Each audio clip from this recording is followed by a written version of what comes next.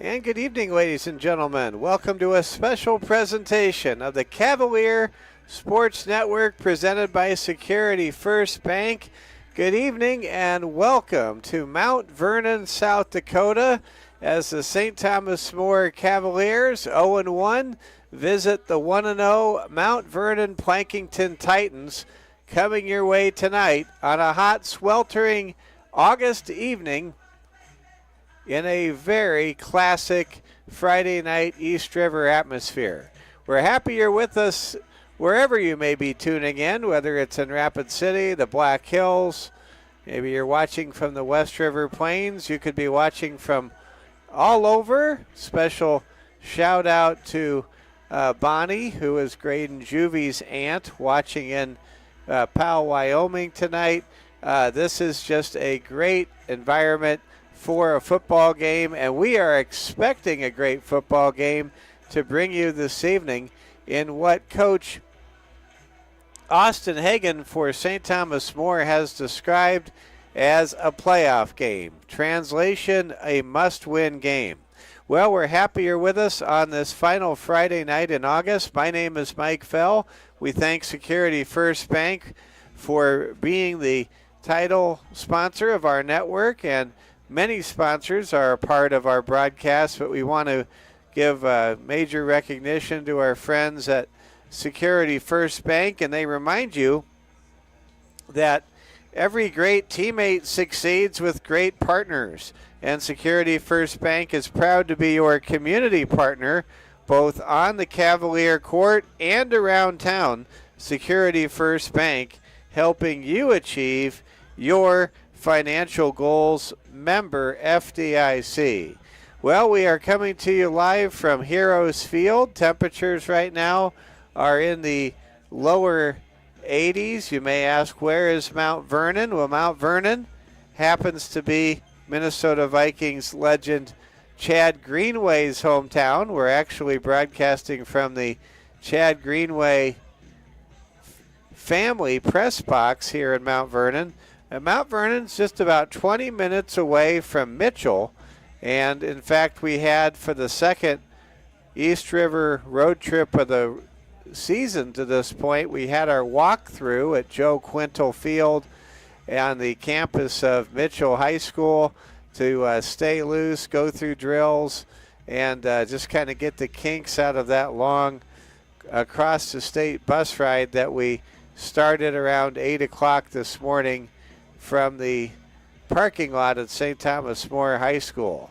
Well, we know many of you are just getting off work, and we're going to just kind of bring you a steady pregame show. We're not in a really big hurry. We will kick things off at 5 o'clock local time, and that'll be 6 o'clock here in Mount Plankinton. We're in the central time zone. Let's set the stage a little bit before we head to the lineups tonight.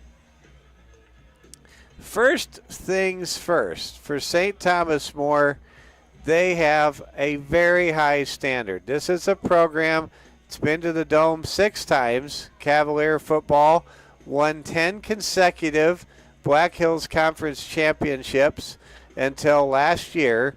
And make no mistake, and this isn't something that gets talked about, but it has now been 8 years since St. Thomas More has had a East River road trip in which they emerged victorious.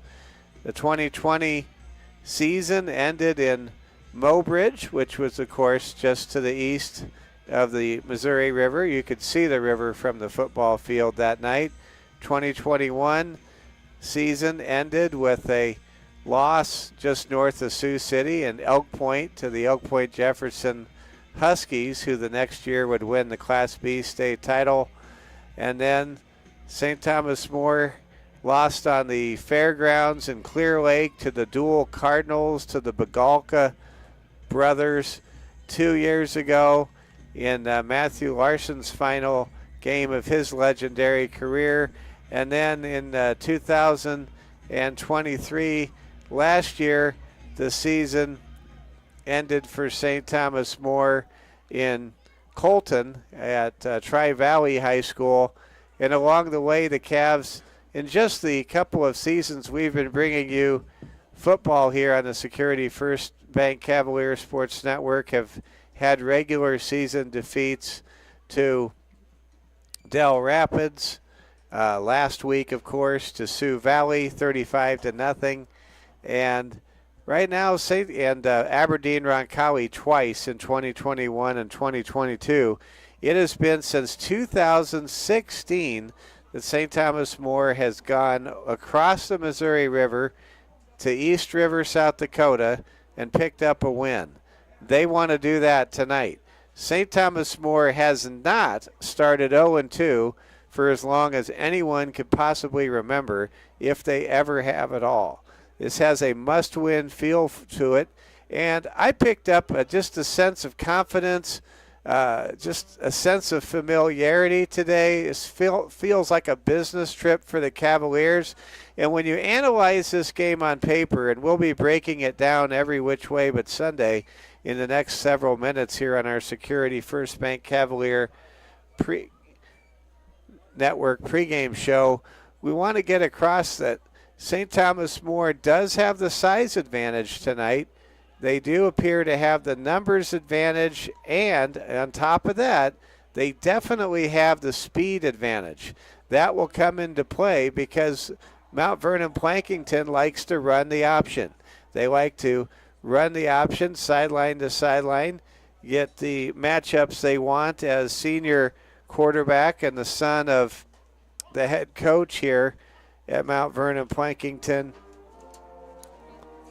will be Isaiah Olson, a quarterback. He'll be trying to get to the outer edge, pitch the ball or keep the ball. Riley Mayer, Kyle Sandland, and Brady Fox are the three nifty running backs that will look to take the pitch and break it outside.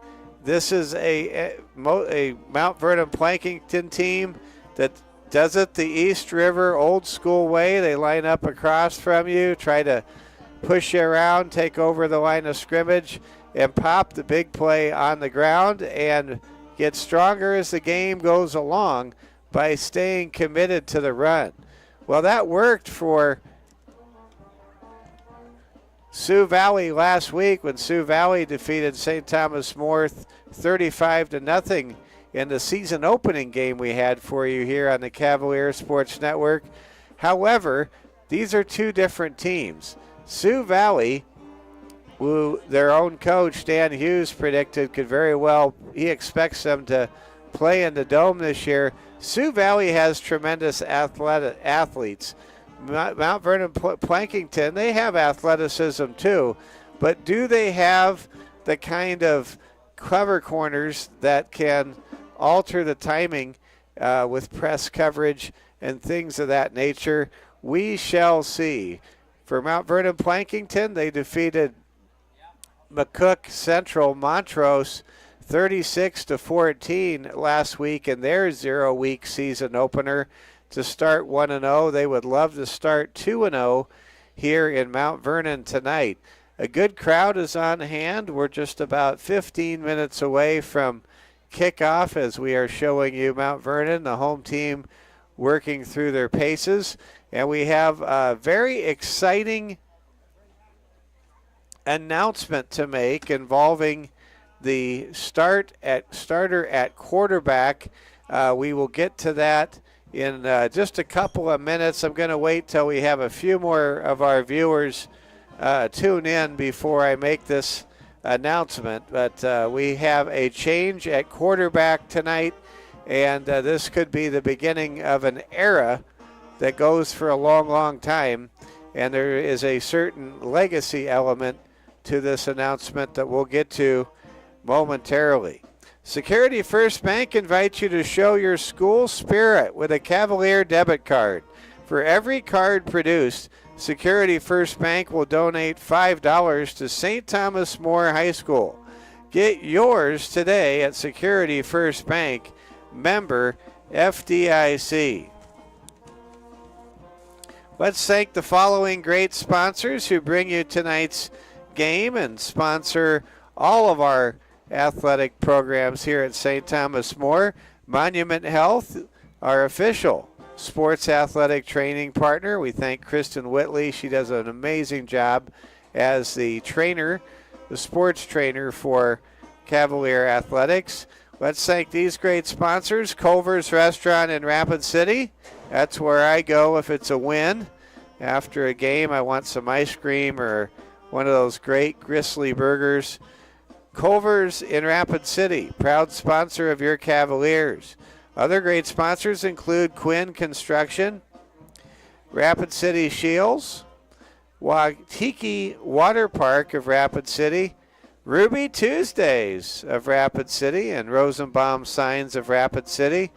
Also, we want to salute the South Dakota National Guard, Stacy Nelson, RE/MAX agent, realtor, Wrangell Construction, The Market in Rapid City, Dave Rammel, State Farm Insurance agent, like a good neighbor. Dave is there. Courtesy Subaru in Rapid City, and Tucker, Kuderna, Howick, and Young at Rapid City Eye Care Center. We're so glad you're with us. Want to thank our amazing dynamic duo in the marketing, events, and promotions and development office, Sabrina Roush and Tracy Stamper, for the great job they do. Let's give a shout out to our tremendous superintendent, Dr. Julie Tipton. Julie, if you're watching, we're glad you're with us wherever you may be tuning in tonight on the Security First Bank Cavalier Sports Network.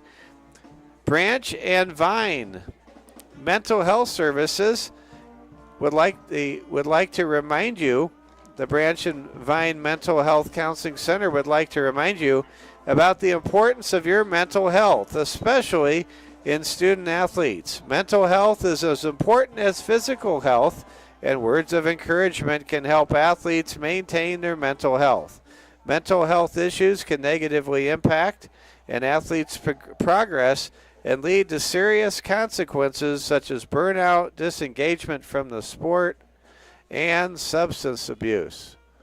And now let's turn our camera over to the St. Thomas More Cavaliers. They have made their way onto Heroes Field here in Mount Vernon. They are headed to the far sideline. Austin Hagan looking to see his team bounce back from a 35-0 game that was much closer than the final score indicated. It was, in fact, a 13-0 game going into the fourth quarter in the game we had for you last week.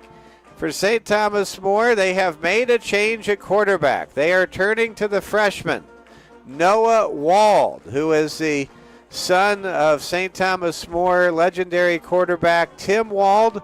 Noah Wald will make the start tonight for STM against MVP, and it's a big spot. Kane McLeod started last week. He's still very much a big part of this offense. Kane had some outstanding throws in the walkthrough at Mitchell, and I know there's some special packages to utilize his great arm and his mobility. Coach Austin Hagan, he kind of just explained the thought process. I'll keep the elements kind of off camera here, but just felt this was the move that was the right move for this football team.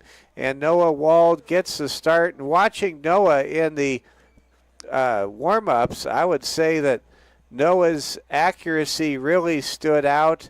He had at least a dozen throws in a row where he perfectly placed the football exactly where it was supposed to be. And that is what St. Thomas More's pass attack will look for tonight. Another dimension is coming to the offense tonight. Graydon Juvie, the dynamic spark plug dynamo junior, the explosive playmaker, will be starting tonight for St. Thomas More. And Graydon Juvie, he has come all the way back from an injury last year and then a concussion sustained at the beginning of practice last week. And emerging out of concussion protocol is Graydon Juvie, and you might say the offense and pardon the pun, folks, has been rejuvenated tonight as St. Thomas More brings Graydon Juvie onto the field, and also Noah Wald makes his debut at quarterback. The Noah Wald era begins at St. Thomas More tonight under the lights here in Mount Vernon, South Dakota. St. Thomas More trying to get that monkey off the back, trying to get that first East River road trip win. This is a game that they really believe they can compete in. They've had a great week of practice. The Cavaliers are healthy. Graydon Juvie has emerged from concussion protocol. He is ready to crank it when he gets the ball in his hands. St. Thomas More probably going to be very difficult to analyze on film, as last week St. Thomas More did not have Graydon Juvie on the field, and Noah Wald's involvement was strictly on the defensive side of the ball. I asked Coach Austin Hagan if Noah Wald has had reps with the first team offense, and he said yes, he has, and that is not a small detail. There is a familiarity with Noah Wald with the first teamers, just as there is a familiarity with Kane McLeod as well. Let's go ahead now and get to the starting lineups. The offensive starters are being introduced for St. Thomas More. Starting at quarterback tonight, a 150-pound freshman making his debut as a starting quarterback for St. Thomas More, the son of legendary Tim Wald. He is starting tonight at quarterback, the freshman. Big moment, big spot as the Cavaliers say this game is being approached like it's a playoff game. Last year, STM bounced back with a tough loss to Spearfish with a shutout victory over Rapid City Christian. Cavaliers looking to tighten things up, explode offensively, and avoid that 0-2 hole to start the year. Looking at the offensive starters, the running back, Josh Elder, will see plenty of carries. He's the physical 204-pound junior. Ryan Negebauer, he will start. He is a 165-pound junior. He'll be a wide receiver and a running back hybrid. Graydon Juvie will be in the backfield as well, 164-pound junior. The receivers are 180-pound senior Reeve Ross, 175-pound junior Broden Sales. Broden with that great length. Reeve, the younger brother of St. Thomas More superstar and legend Reese Ross, who was amazing both on the basketball court and on the volleyball court. Reeve Ross going to be looking to break some big plays downfield, looking at rounding out the receiving core, coming off a very good season opening performance, 215-pound junior Max Speed.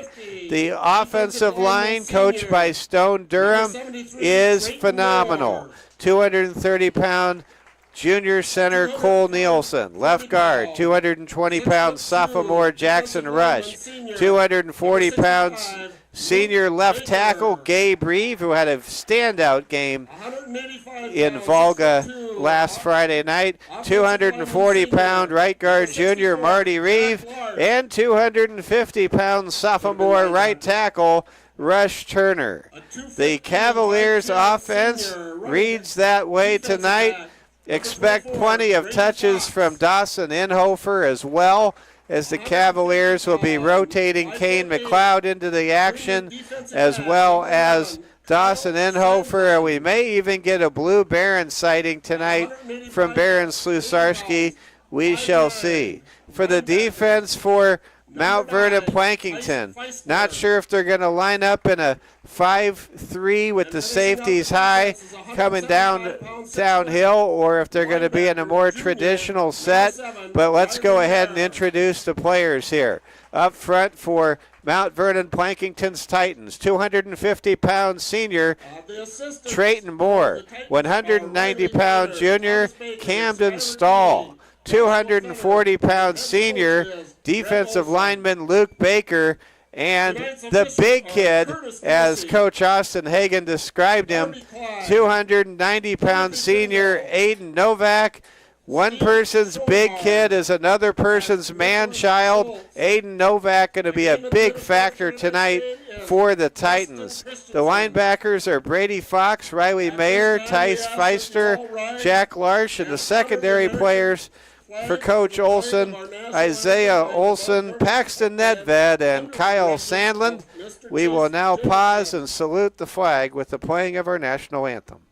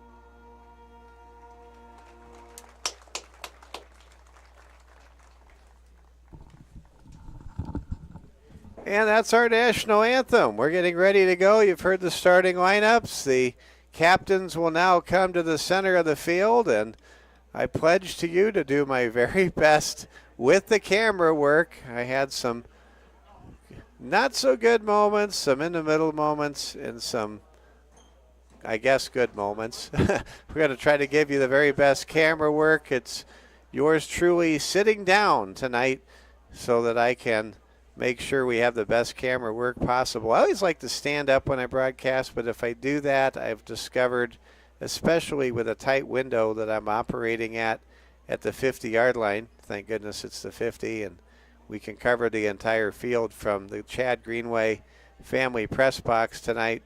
But hopefully we have the best broadcast possible. Want to give a shout out to the one and only, the Godfather, Robert Satter.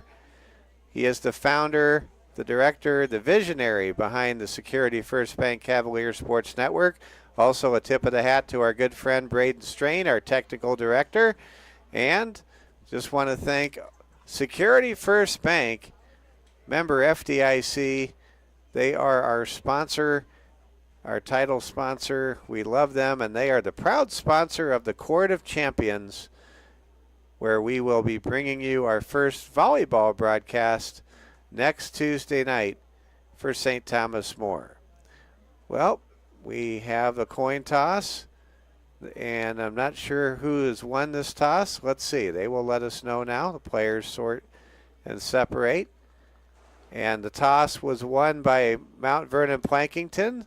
They will defer and receive the second half kickoff, and they will kick things off to St. Thomas More. So the Cavaliers will begin. The Noah Wald era will begin for St. Thomas More. Noah earning the surprise road start tonight.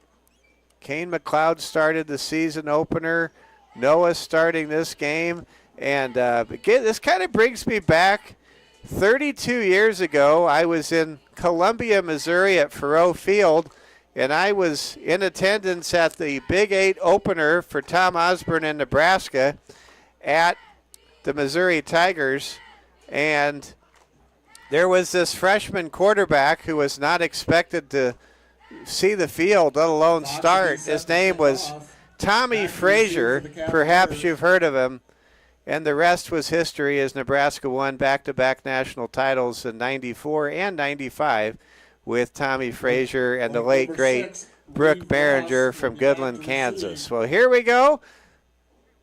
Mount Vernon Plankinton to kick things off.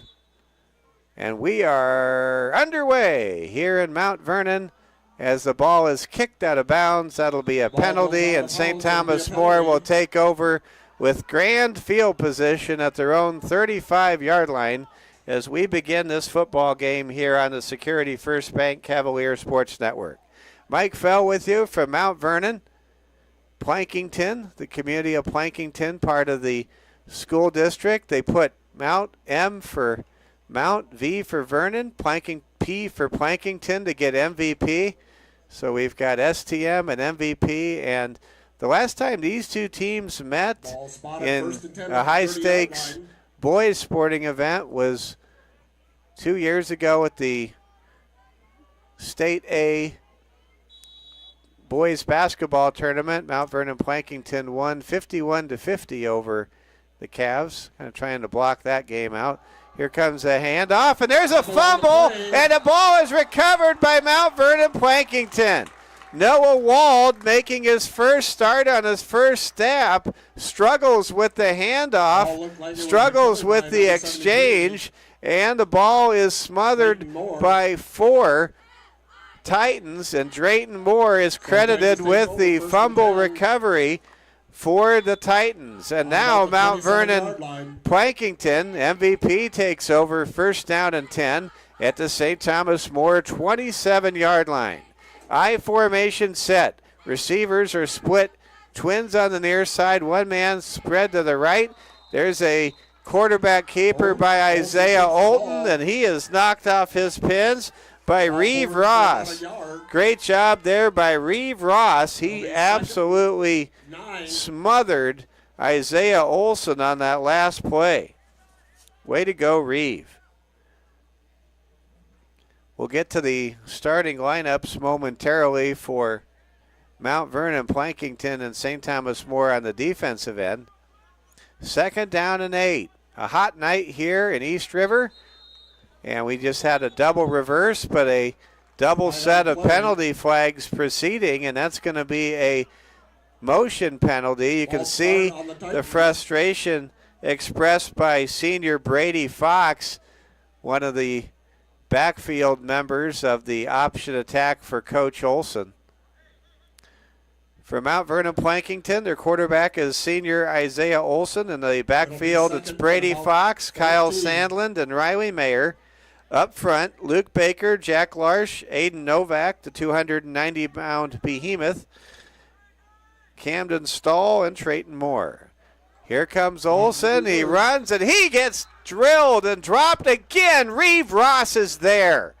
Double R, putting down a stamp on Isaiah Olson right out of the chute for the STM defense. What a start for Reeve Ross. Getting it done. Way to go, Reeve. Third down and 11 now, coming up for the Mount Vernon Plankinton Titans. Ball is at the 28-yard line of St. Thomas More. Cavs crowd the line of scrimmage in a 5-2 set. Safety's low. Olson, hands off, and there's room to run. Getting close to a first down on that carry is Kyle Sandland. And did he get enough yardage? I think with the second effort, he moved the chains. It all depends on that important spot, and he does. Well, what a tremendous play that was after being stymied on first down and second down.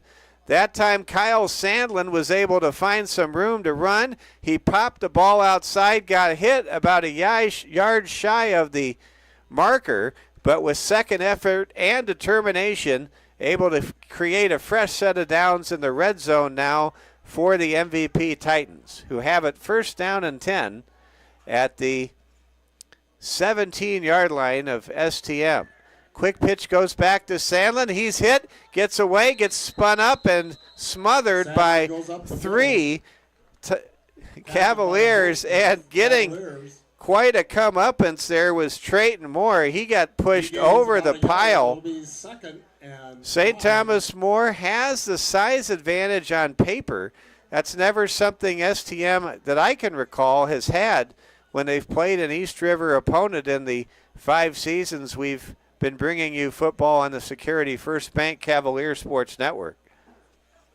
2nd down and 9, forthcoming for the purple, white, and black of Mount Vernon Plankinton. Olson pitches to Sandlin. Sandlin breaks it outside. He gets pushed out of bounds. Good defense there by St. Thomas More's Kane McLeod. Pushed out of bounds after a gain of about 3 yards. Good job by Kane. Kane, the consummate performer, team player, getting after it on both sides of the ball already. Great job there by Kane. He was the only man between the ball carrier and the end zone on that outer flank. In talking to head coach Austin Hagan on the bus ride over today, he said, we cannot afford to get outnumbered outside the hash marks. Rolling to the right is senior quarterback Olson. Olson gets away from a charging max speed. He's in trouble. And Reeve Ross's helmet flies off, but not before Reeve is in on the stop. Man, Reeve Ross, he is just playing lights out in their early stages on this hot night just outside of the Corn Palace, capital of Mitchell. 4th down and 2.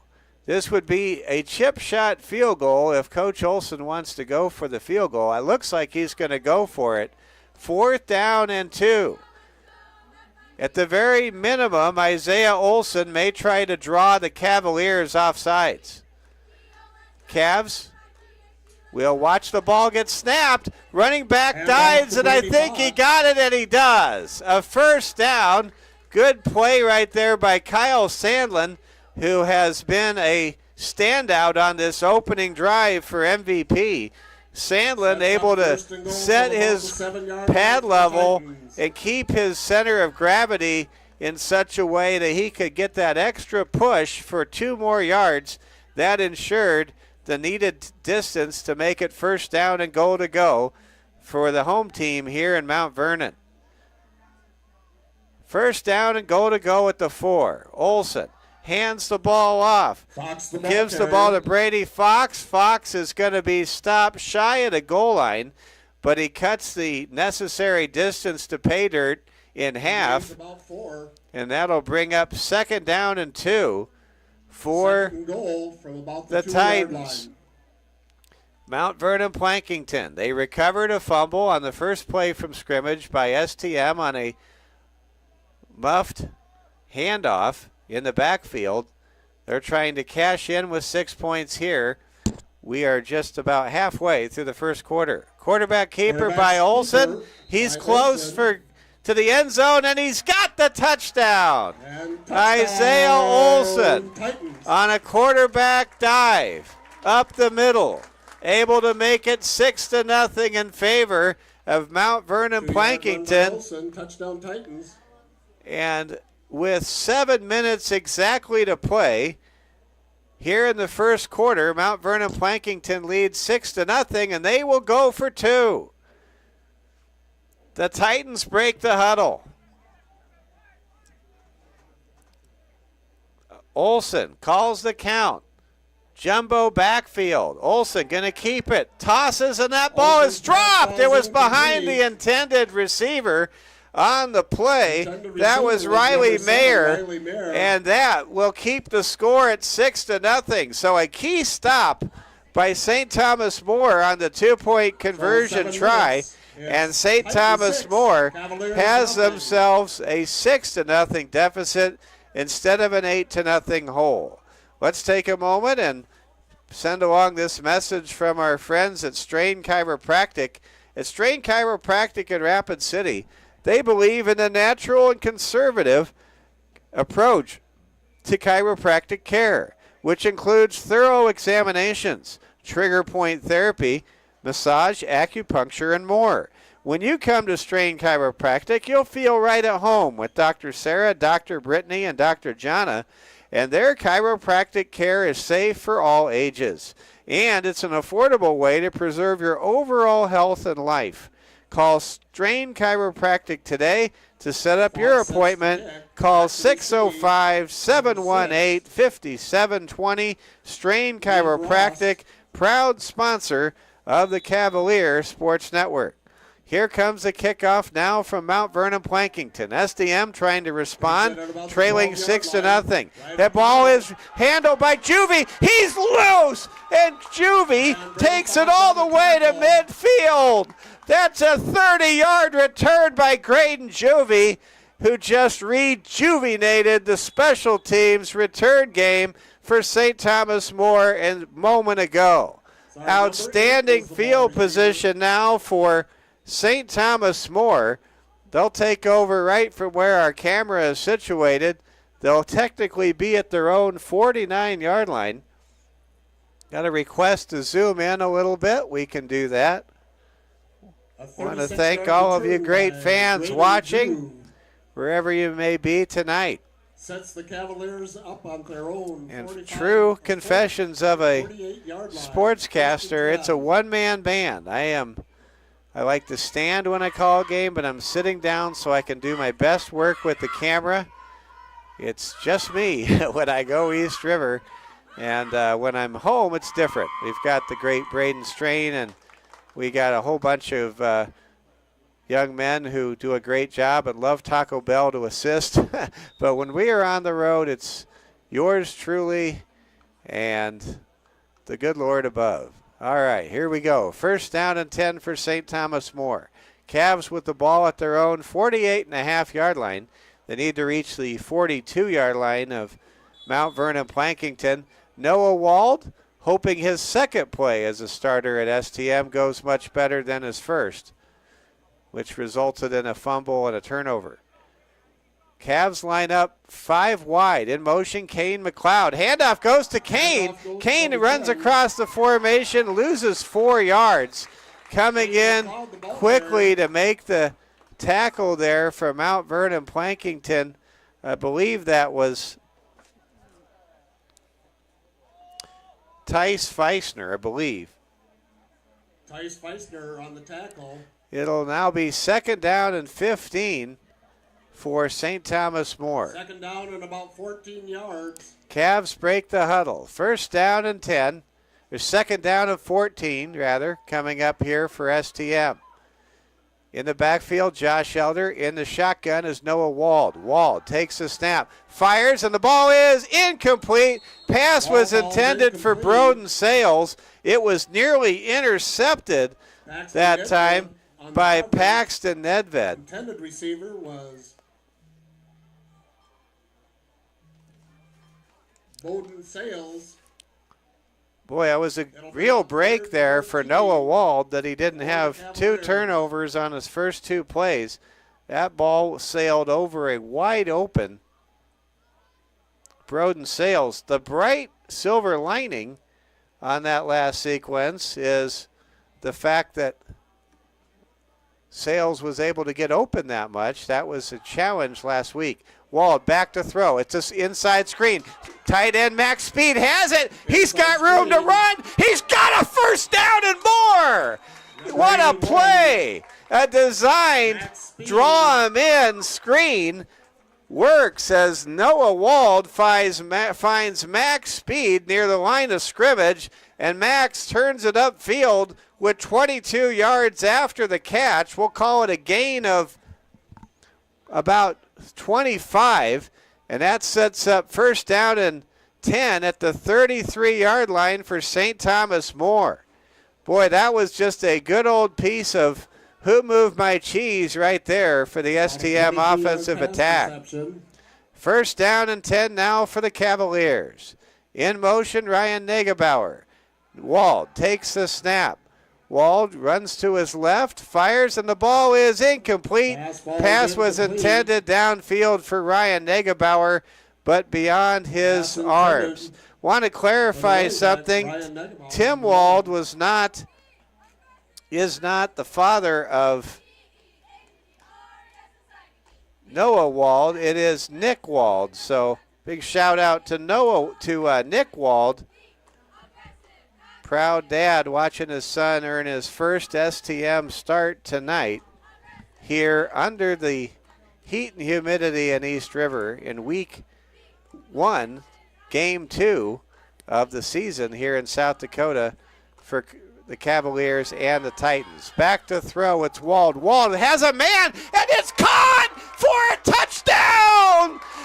Noah Wald with his first touchdown pass in a very promising career. Hooks up that time with Graydon Juvie, and it's a 6-6 tie ball game. How about the Cavaliers? Wald found his man, Juvie, on a go route, and that was a touchdown, and we're all tied. The Cavs will line up for 1.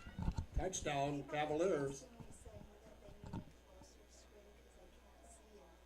Okay, thank you. The Cavaliers have tied the game. Now they'll try a PAT kick. It's up, and is it good? No, it is wide left, and the score remains 6-6. Got a message that we need to get a little closer with our camera, and appreciate that message getting passed along, and I will zoom in. Now, folks, the downside is because I'm closer, that could mean that we don't have the entire play on the screen, but I will take direction from all of you great Cavs fans and bring you the action a little closer. Well, what a response for St. Thomas More. They trailed 6-0 after the turnover on the first play from scrimmage, and then they rallied. They faced 2nd down and 14. They had a great pass play over the middle on an inside screen to Max Speed, and then Noah Wald absolutely just torched the Titans secondary with a marvelous dime over the top to Graydon Juvie, who has emerged from concussion protocol. And Juvie, he has just worked so hard. When the bus got back at 2 o'clock in the morning last week, and I was on that bus, I was so tired, I was just happy to make it home. But Graydon Juvie, he hit the gym. He worked out, and then he went home in the middle of the night. That's the dedication of our touchdown man a moment ago, Graydon Juvie. We have a 6-6 tie.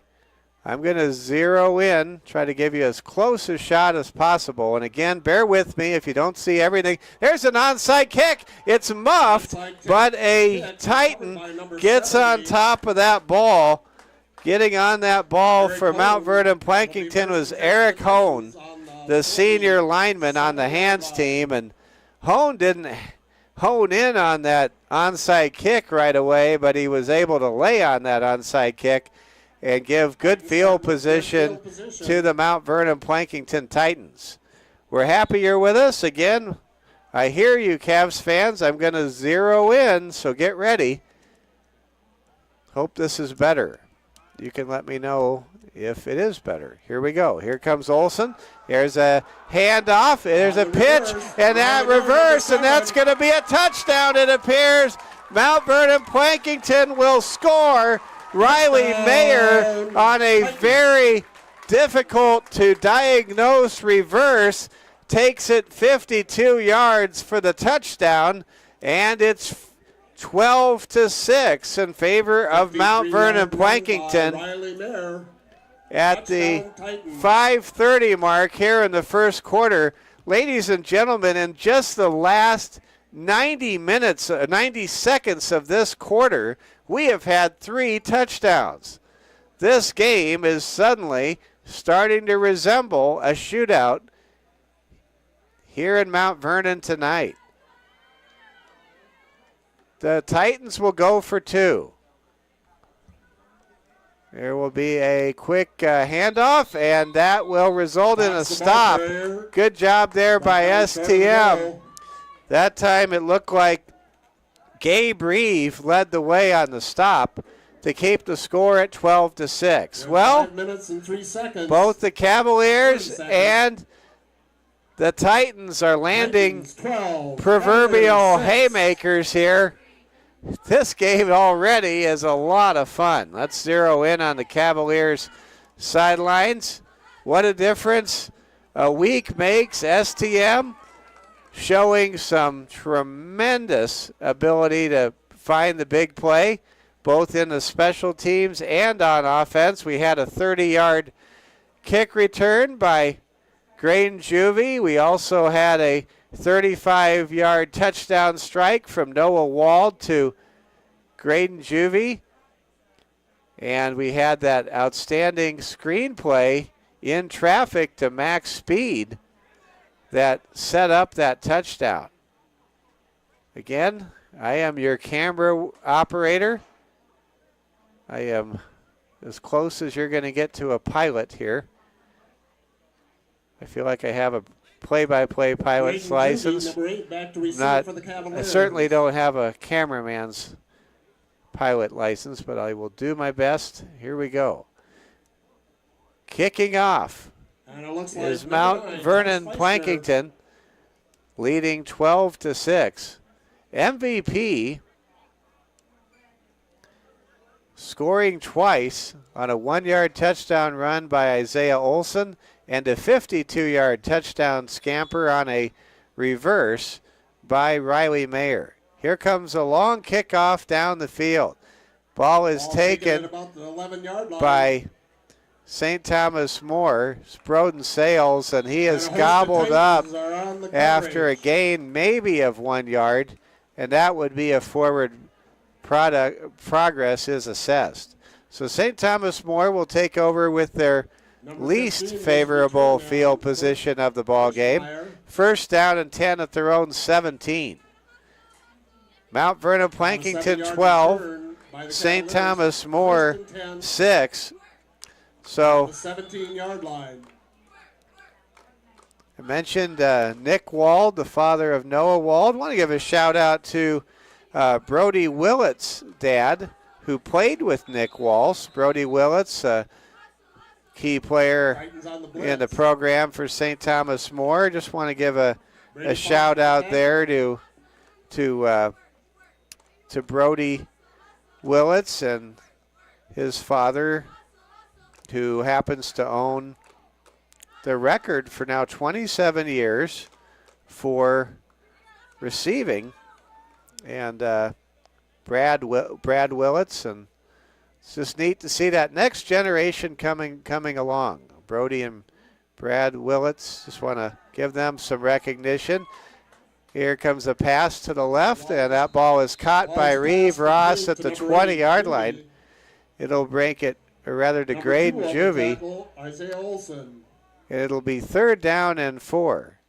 We'll call it 3rd and a long 5, actually. St. Thomas More trying to respond, down 12-6. I can't begin to underscore how important it is for STM in a high-scoring game like this to stop these 2-point conversion tries. This game may very well come down to a 2-point conversion. You never know. 4 minutes exactly to go in the first quarter. In the gun, it's freshman quarterback Noah Wald making his first start. Wald cocks the throw, now keeps it, and he is going to be sacked. Maybe tackled for a loss is a better way to put it.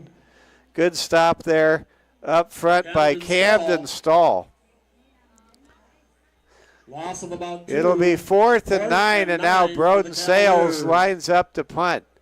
Broden either has a magnificent punt or it could be a bit of an adventure. We'll see here if Broden can give this ball a great ride with some excellent hang time from his own end zone. Here comes the punt. What a boomer, what a punt. Great punt. Fair catch called for at the 48, and that'll be a penalty. For some reason, St. Thomas Moore's Baron Slusarski, the Blue Baron, he came in like he was the Red Baron, and he just blew up the return man right there. And unfortunately, the Blue Baron will cost his team 15 yards for that special teams coverage penalty. And maybe the Blue Baron didn't see the It is a 15-yard fair catch penalty call, for the but Titans. that's a costly penalty, and that will give Mount Vernon Plankinton outstanding field position at the 34-yard line of St. Thomas More. Hope that you're happier with the camera work. We've heard you. We've gone in closer so you can see the action much better than the way it was before. Here comes a quick pitch out to Sandlin. Sandlin going to be tackled by Max Speed. Max shakes his helmet, basically saying, Speed. Don't even think about it. It'll bring up 2nd down and 10. Well, it's a great time of year. I think we may have a penalty. Flag on the play. Let's see what this infraction happens to be. It looks as though it's against the offense.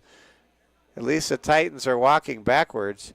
And it's going to be a chop block on, called against on Mount Vernon Plankinton. It'll move them back. That's going to be a 15-yard penalty, I believe. Those chop blocks are frowned upon. They're frowned upon in any era. Want to pass along a soccer score from our good friend Jen Kessler. Tough loss for the Lady Cavs, 3-2. Sloan Kessler now with 10 goals on the year, scoring both of the goals for STM.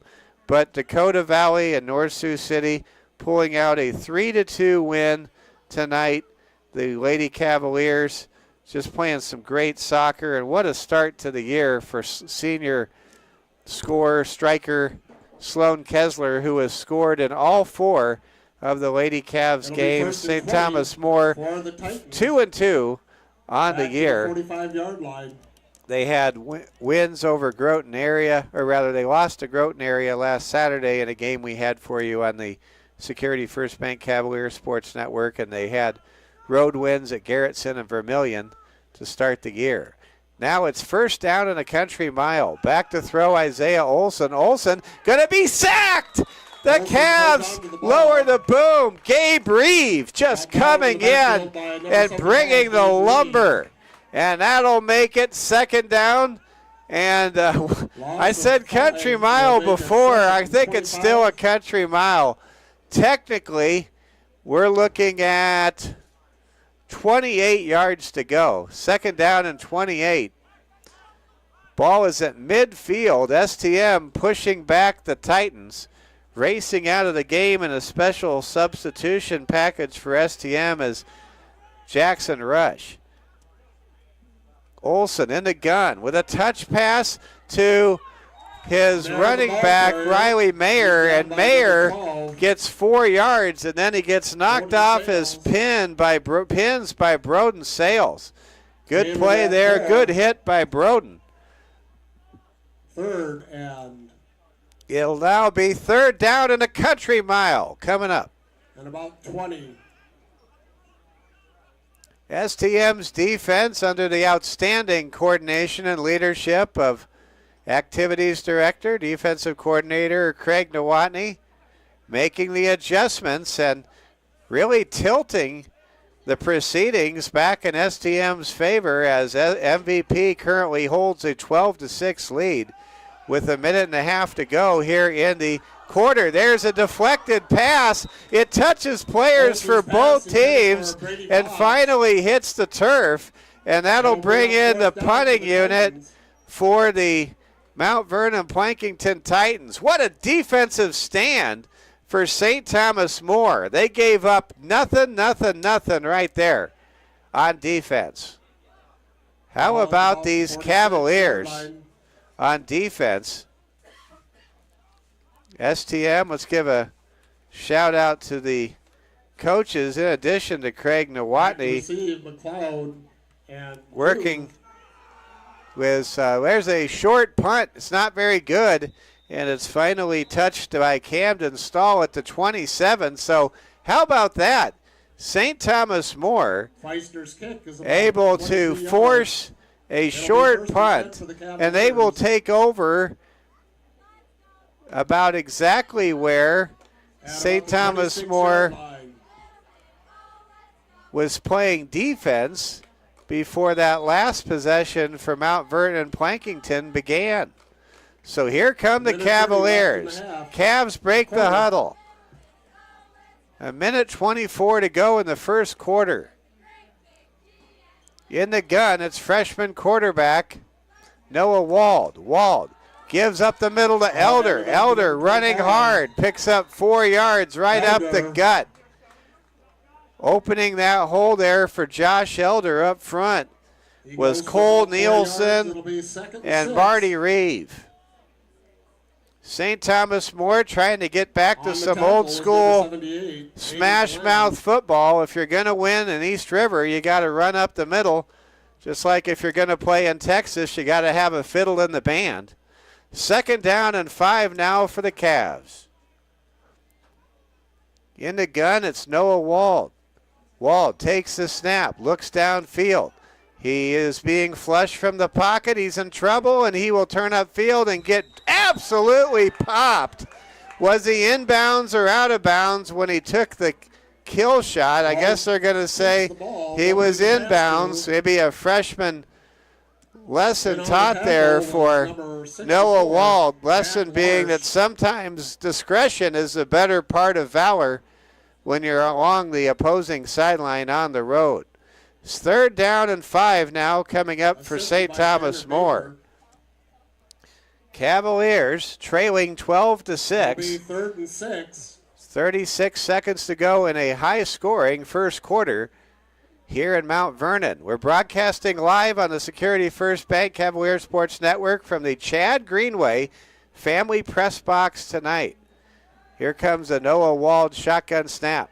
And he gets absolutely thrown down and sacked like a rag doll, leading the way there for Mount Vernon Plankinton was T.M. Hagan. Wow. Or check that, Hagan Tam. Man alive. Brings up 4th down. It'll be 4th down and 14 now, and St. Thomas More will punt the ball away. Well, this game went so offensive, and now it goes defensive, and we have reached the end of the first quarter. St. Thomas More trails 12-6, but ladies and gentlemen, I'll make the statement. This game is nothing like the game we saw in Volga last week. This game is anybody's ball game here on this Friday night on Labor Day weekend here in East River. We are glad you're with us. I'm going to zoom in on our Cavs as they talk things over here in the first quarter. Mike Fell with you. A big shout out to Mary Helen Olson doing a great job as principal of the high school and the middle school.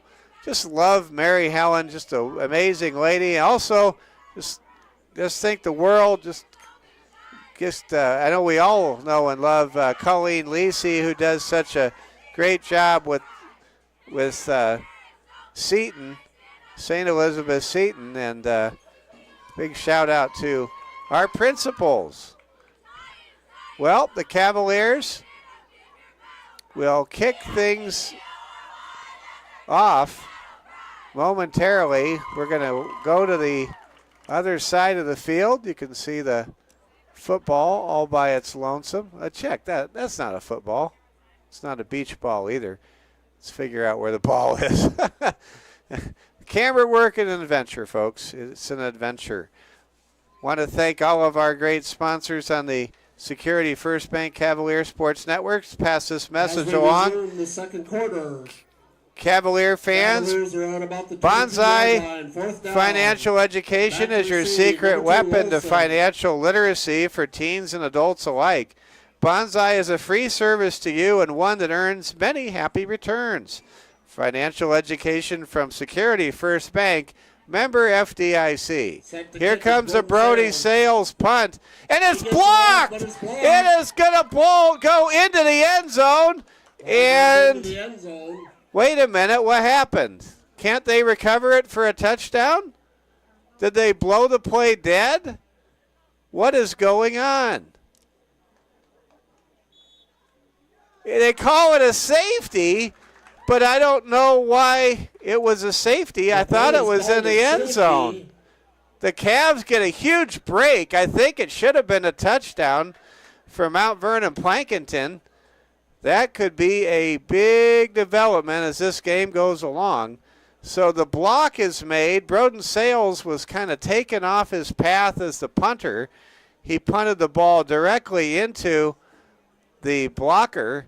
The ball then ricocheted all the way into the end zone.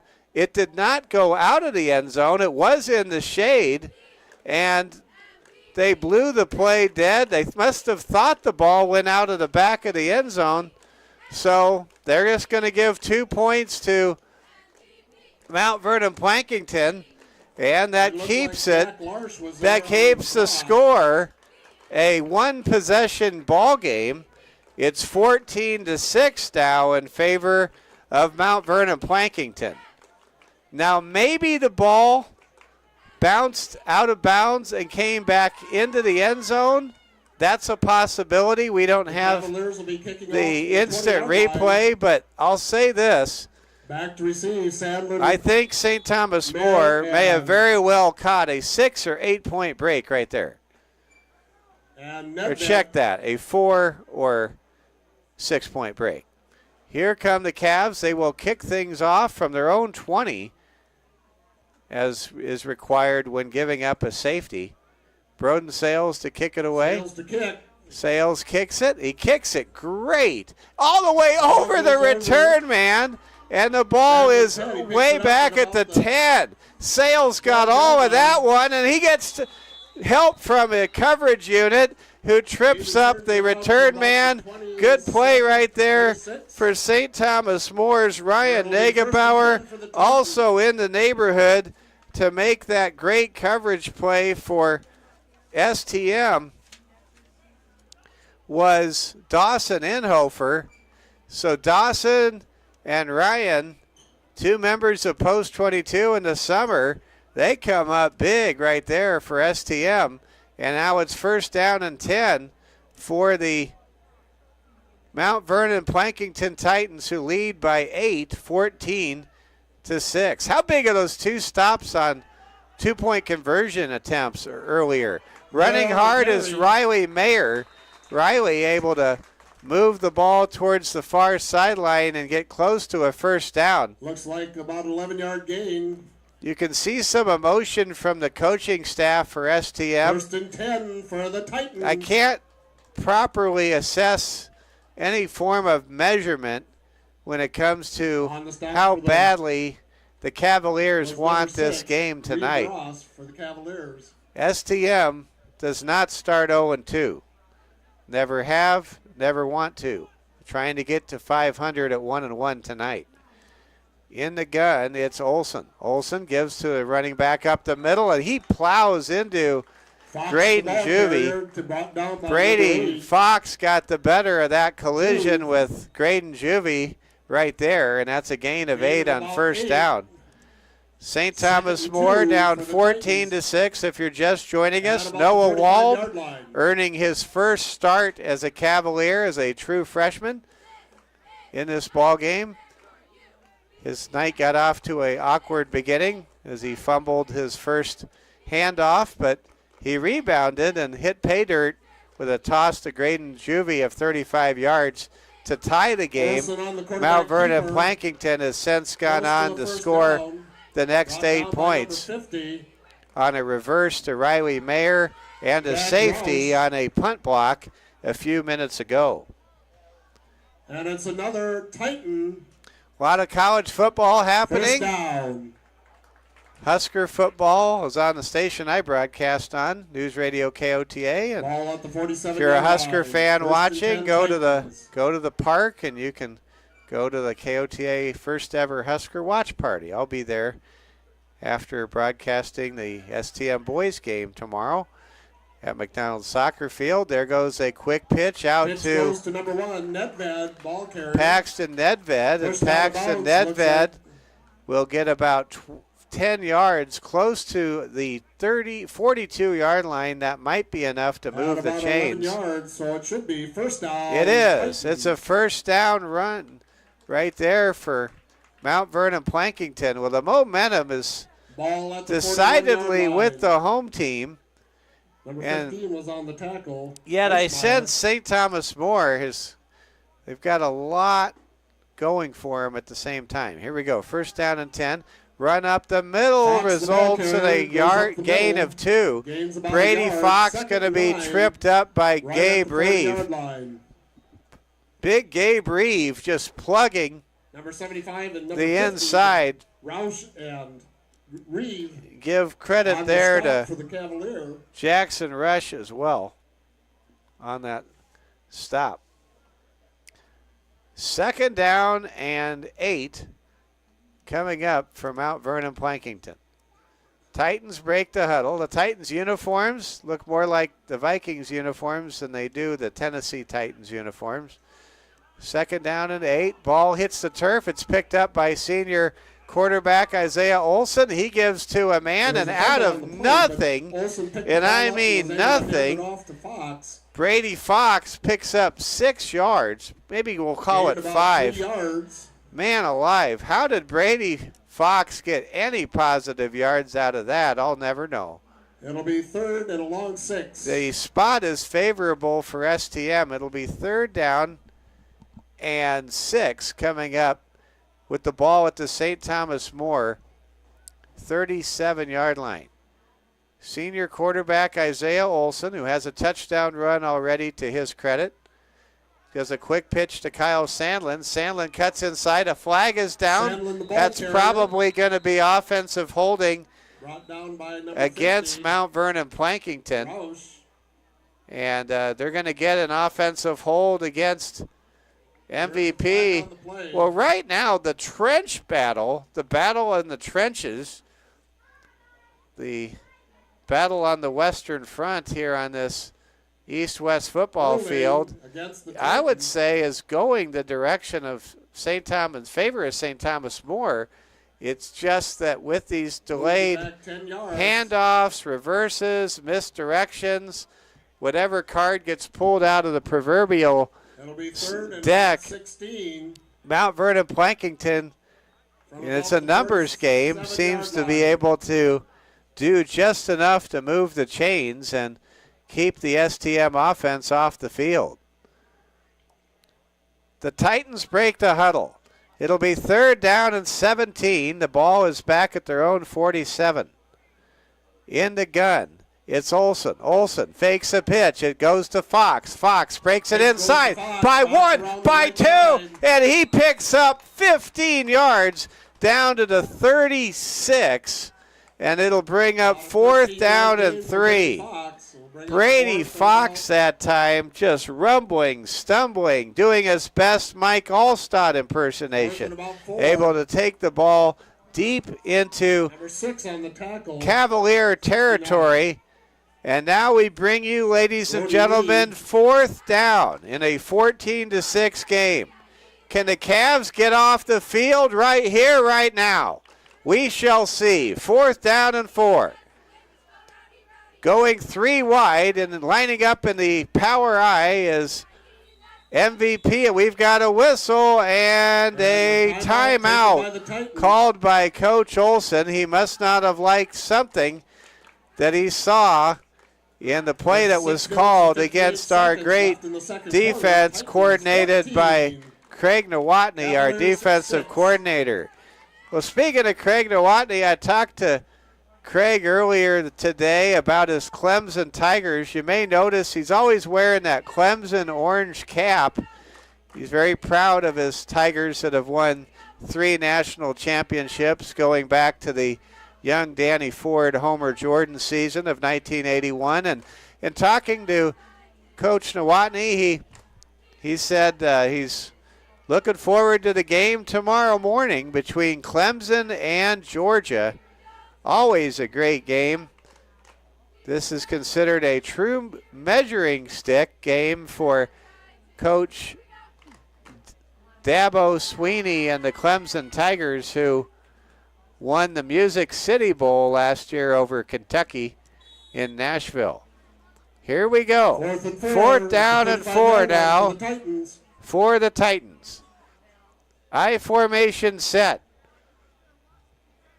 Receivers set to both sides of the alignment. Olsen throws the ball deflected. It's caught for a first down. Can you believe it? That ball was hit up in the air by max speed. It was caught, and I believe that's a first down. And it is. Wow. Great concentration by the Titans receiver on the play. And for STM, you've got to really feel frustrated. When you hit the ball up in the air like that, usually good things happen for the defense. You don't ordinarily give up 5 yards and a first down on 4th and 4. First down and 10 now. Handoff goes up the middle to Brady Fox. He steps out of a tackle, refuses to go down, and he picks up 3 tough yards. After contact, we'll call it a gain of 5 inside the 25-yard line. The ball rests. It'll be 2nd down and 6. Mercy. Brady Fox, he is a feisty fox, I'll tell you that. 2nd down and 6. Ball at about the 26-yard line. The Titans break the huddle now. Twins to the near side. Split to the left side of the formation is tight end Tice Feisner. Jumbo I formation set. That handoff gets snowed under for no gain. Great stop right there for STM's defense. In on that tackle for St. Thomas More. Good stop there by Dawson Inhofer. No gain on the play. Well, we know Dawson Inhofer is fast. 3rd and 6. But did you know Dawson Inhofer is so good at getting his nose in there and making a stop? We're discovering that here in our second game of this 2024 campaign. The Titans break the huddle now. 3rd down and 6 for MVP, who leads 14-6 with 5 minutes exactly to play in the first half. Here comes a throw downfield, and it is caught for a touchdown. Kyle Sandland with a great catch from Isaiah Olsen. That was a really good piece of coverage there by, I believe it was max speed, but unfortunately for the Cavaliers, Graydon Juvie was in on the coverage, but that was a great play by Kyle Sandland and a perfect throw from senior quarterback, the son of the head coach for Mount Vernon Plankinton, Isaiah Olsen. Now it's 20-6. There's a throw for 2, and it's good. Extra point is good. The 2-point conversion is made this time as Tice Feisner, the tight end, gets a pocket in the back of the end zone, makes a catch, and now it is 22-6. Well, man alive, it doesn't feel like it's 22-6, but it is. And what can you say about just the bad luck a moment ago? 4th and 4, max speed knocks the ball way up into the sky. It lands in the hands of the intended receiver, who picks up 5 yards after the catch on 4th and 4. That set up what would be a touchdown, which now puts the Cavaliers down by 16 points with just under 5 minutes to play in the first half. It's still a 2-possession ball game, but STM in this Noah Wall debut game really needs to get the offense cranked up. They need some big plays. Back to receive is number 8, Graydon Juvie. Graydon Juvie is back to return for St. Thomas More. And the ball is on the tee. Brady Fox to kick it away. Fox kicks it to the right side, handled by Burke Eschmeyer. Eschmeyer pops it right. He's got room to run. He's at the 30, the 40, the 50, and he barrels his way into Titans territory at the 46-yard line. What a great return by Burke Eschmeyer. Man alive.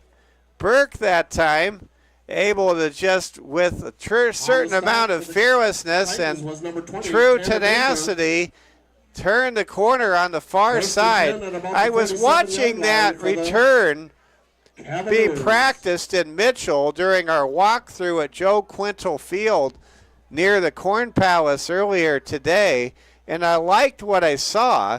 Now I like it even more seeing that played out in a ball game as big as this one. Mount Vernon Plankinton leading 22-6, trying to get to 2-0 on the year to start the season. STM trying to get to 1-1, taking over with great field position, first down and 10. Keep in mind, Mount Vernon Plankinton won the toss, deferred to the second half. They will start conceivably with, in all likelihood, with the football. So for St. Thomas More, with 4:47 to play in the second quarter, the Cavaliers need to get some points. Try to make it a 10-point game or a one-possession game. If you're just joining us, the only touchdown of the game was Noah Wald connecting with Graydon Juvie from 35 yards out. Cavs so far yet to score again. Cavs break the huddle. First down and 10. You're watching Security First Bank coverage of game number 2 of our football season on the road here in East River tonight on Friday, August the 30th. Wald throws into the flat for Sales. That ball deflected and knocked down at the line of scrimmage. Breaking up that pass was Tice Feisner. Now it's second down and 10 for STM. At the 47-yard line. Cavaliers trying to pop some more big plays. They were certainly able to parlay some big plays for 6 points back in midway through the first quarter. Can they do it again before the intermission? Cavs go 4 wide, triplets to the near side. Back to throw, freshman Noah Wald. Wald throws in the flat, incomplete. Ball falls short. Wald lost his balance and his footing on the grass surface. Reeve Ross was the intended target. Reeve has played great on defense, especially in the first part of this game, with 3 tackles in a row.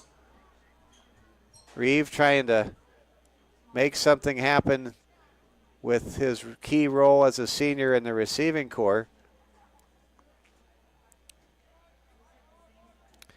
Cavs break the huddle now. Cavs are going 5 wide for the first time tonight. Wald, 3rd and 10.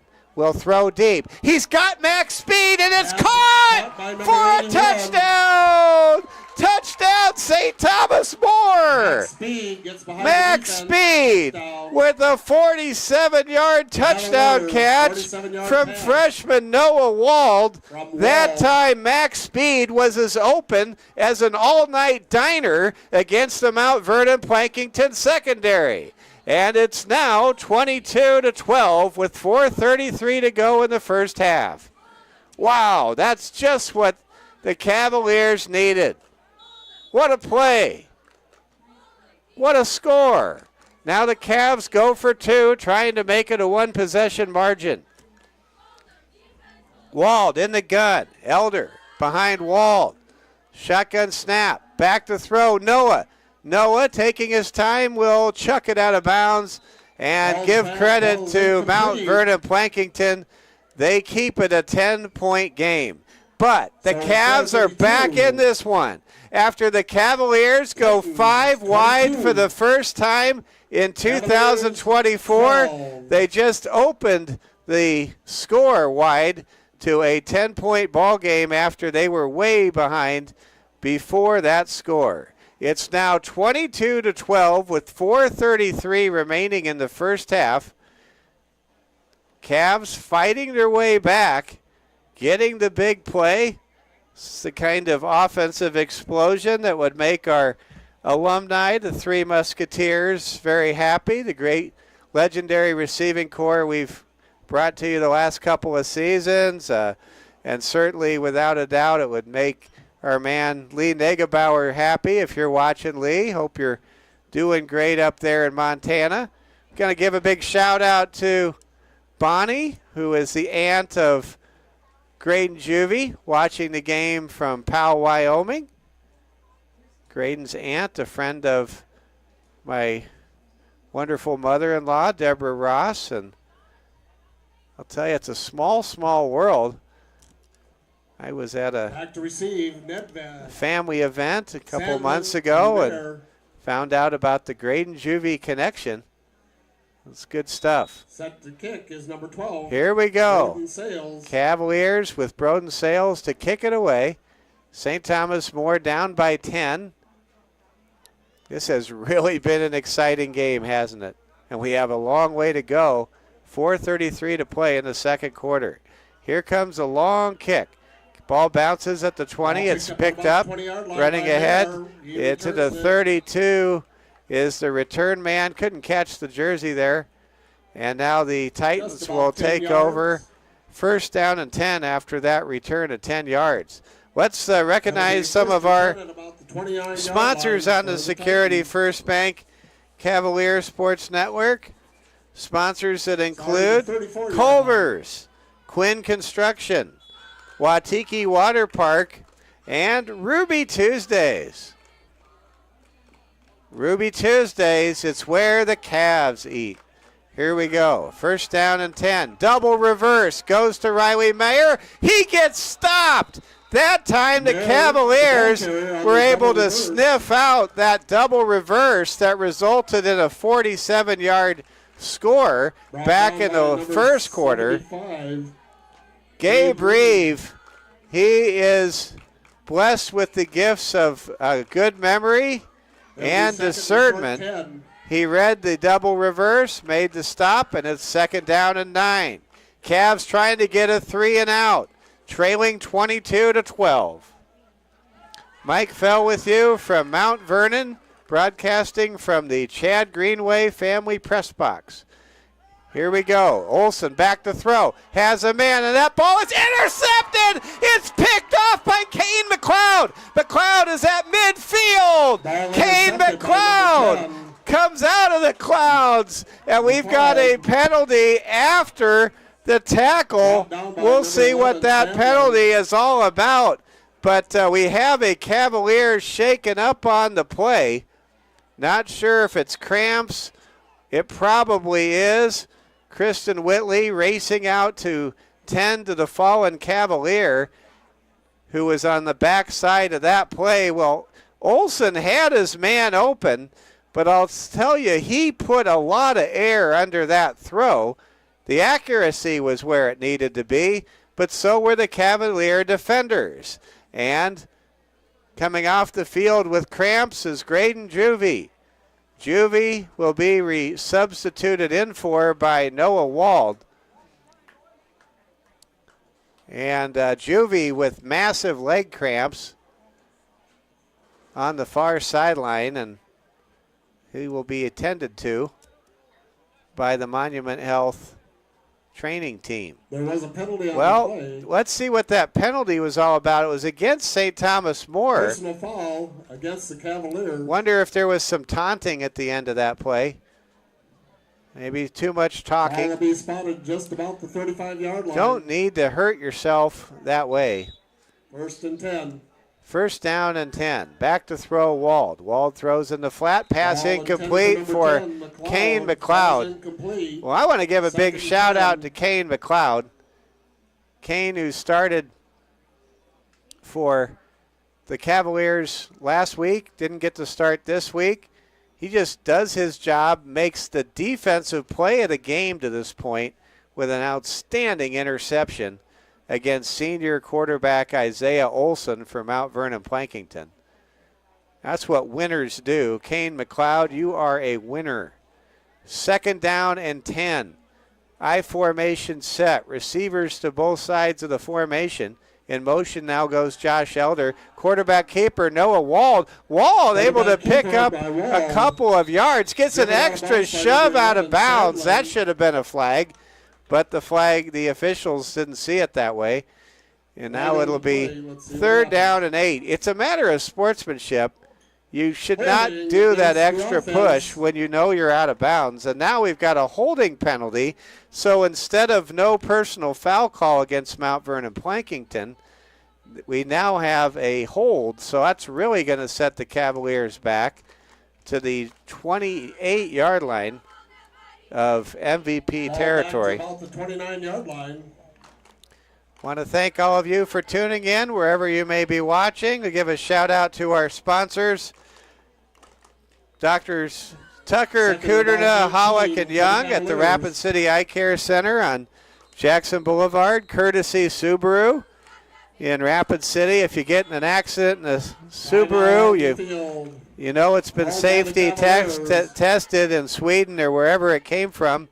Dave Rammel, State Farm Insurance Agent in Rapid City. The Market at Tuscany Square in Rapid City. Wrangle Construction, Stacy Nelson, and the South Dakota National Guard.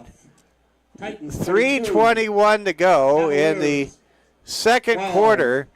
Our score, St. Thomas More 12 and Mount Vernon Plankinton 22. This has been a wildly entertaining game. And you can just bet without any hesitation that the best is yet to come.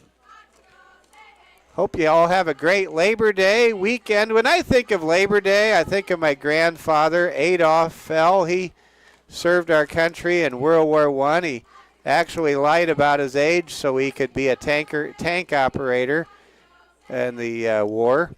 And he went on to be a farmers union leader. And anyway, on this Labor Day, I think of my grandfather, who was a labor union leader. He taught my dad a lesson that he passed down to me, which is make sure you're involved in important matters or someone else will make the decisions for you. Keep that in mind when you're voting or other type of things. Second down and 20. Back to throw, Noah Wald. Wald going deep, and that ball is broken up nearly intercepted. Kyle Sadlin looked like he was the intended receiver, but Kane McLeod saved the day yet again. McLeod really showing he has that ability to close fast. He could not make the catch. He was the intended receiver. That ball was really overthrown by Noah Wald. But what a great play by Wald to break up what could easily have been an INT for Kyle Sadlin a moment ago. And had Sadlin made that interception, there was nobody around. He could have run the ball back a long, long ways. Back to throw, Noah Wald. 3rd and 15. Wald, flush from the pocket. Looking downfield, in trouble, and he will be tripped up after a gain of 6. And the Cavaliers will have to punt the ball away, down 22-12 here in the first half. Well, the Flies are certainly making their presence known. 4th and 9. I'm thinking of the movie Breaking Away when I think of that scene with David Stoller's dad. About the 36-yard line. His scene where his son says, "A fly is Mosca," and David Stoller's father says, "In American, it's pest." We have flies all over the place here in our Chad Greenway family press box tonight. But we're glad to be with you, and we want to thank our friends with Mount Vernon Plankinton High School for setting us up on the Wi-Fi. That has made all the difference because we discovered about 2 hours before kickoff that our mobile unit that we use just didn't have the streaming capabilities that it possessed when we were in Volga last Friday night. Cavaliers down by 10. Broden Sales set to punt it away. 3 minutes to go here in the first half. Mike Fell with you. Shadows becoming longer on the west end of the field. And before we have a punt, we have flags down. I think one of the Cavaliers moved prematurely before the snap. Cavaliers known for their fake punts. They haven't faked a punt yet. This might be a spot to try the fake with 3 minutes to go, down 10, knowing that they have to kick the ball away and they're at their 31. Sales back to kick. But back to not receive. sure we'll see a Also, fake when it's 4th down and 15. Here comes the snap to Sales. Sales punts it away. It's a good one. High kick, no return. Lands at the 30, takes a Cavalier bounce, and it will be down at the 14-yard line. Broden Sales about a 40-yard with kick a 10-yard roll. 50-yard punt with no return. Wow. Broden Sales also. Let's go back to Broden's for the Titans. kickoff after that safety that essentially flipped the field in our favor, when ordinarily when you kick off from the 20, it's an invitation to set up a short field and a scoring opportunity. So the Cavaliers now back on defense, down 10, wanting to keep it close, maybe get a turnover, a pick six, who knows. STM had some big plays last week at number 3 Sioux Valley on defense. They already have an interception tonight. Kane McLeod intercepted, picked off Isaiah Olson in the last possession for MVP a few minutes ago. I want to thank all of you great fans watching. So proud of the Cavaliers. The James Valley Christian Vikings from Huron will be taking on our STM boys Cavalier soccer team. I'll be there with the PA announcing and the play-by-play on the Security First Bank Cavalier Sports Network. The soccer match begins at 11. We'll be on the air at about 10:45 tomorrow from the McDonald soccer field. There's Kyle Sandlin with a run up the middle. He picks up 8 yards. Nice misdirection handoff there up the gut. For St. Thomas More Soccer, both the girls and the boys were ranked in this week's poll. And how about the volleyball team under leadership of Michaela Watson? They got a road win over the Douglas Patriots in Box Elder earlier this week. We'll have the big game coming up Tuesday night after Labor Day weekend from the Security First Bank Court of Champions. It'll be St. Thomas More Volleyball hosting Sturgis Brown Tuesday night at 7 o'clock. You'll have it for you on the Security First Bank Cavalier Sports Network from the Security First Bank Court of Champions.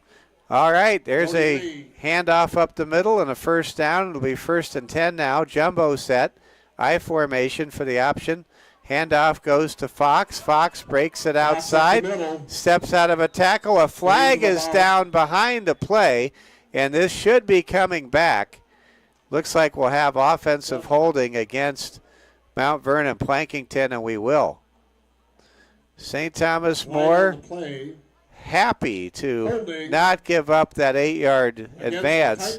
Instead, they will assess 10 yards towards the east end of this Heroes Field, as it's called, here in Mount Vernon. And the Heroes, by the way, are everyday folks that have done amazing things, and every hero's story is actually in bronze as you go towards the concession stand. Neat little tradition. My friend, good buddy Jay Murphy at Riverfront Broadcasting, he thought the field should be named the Chad Greenway Field. Maybe they'll get to it.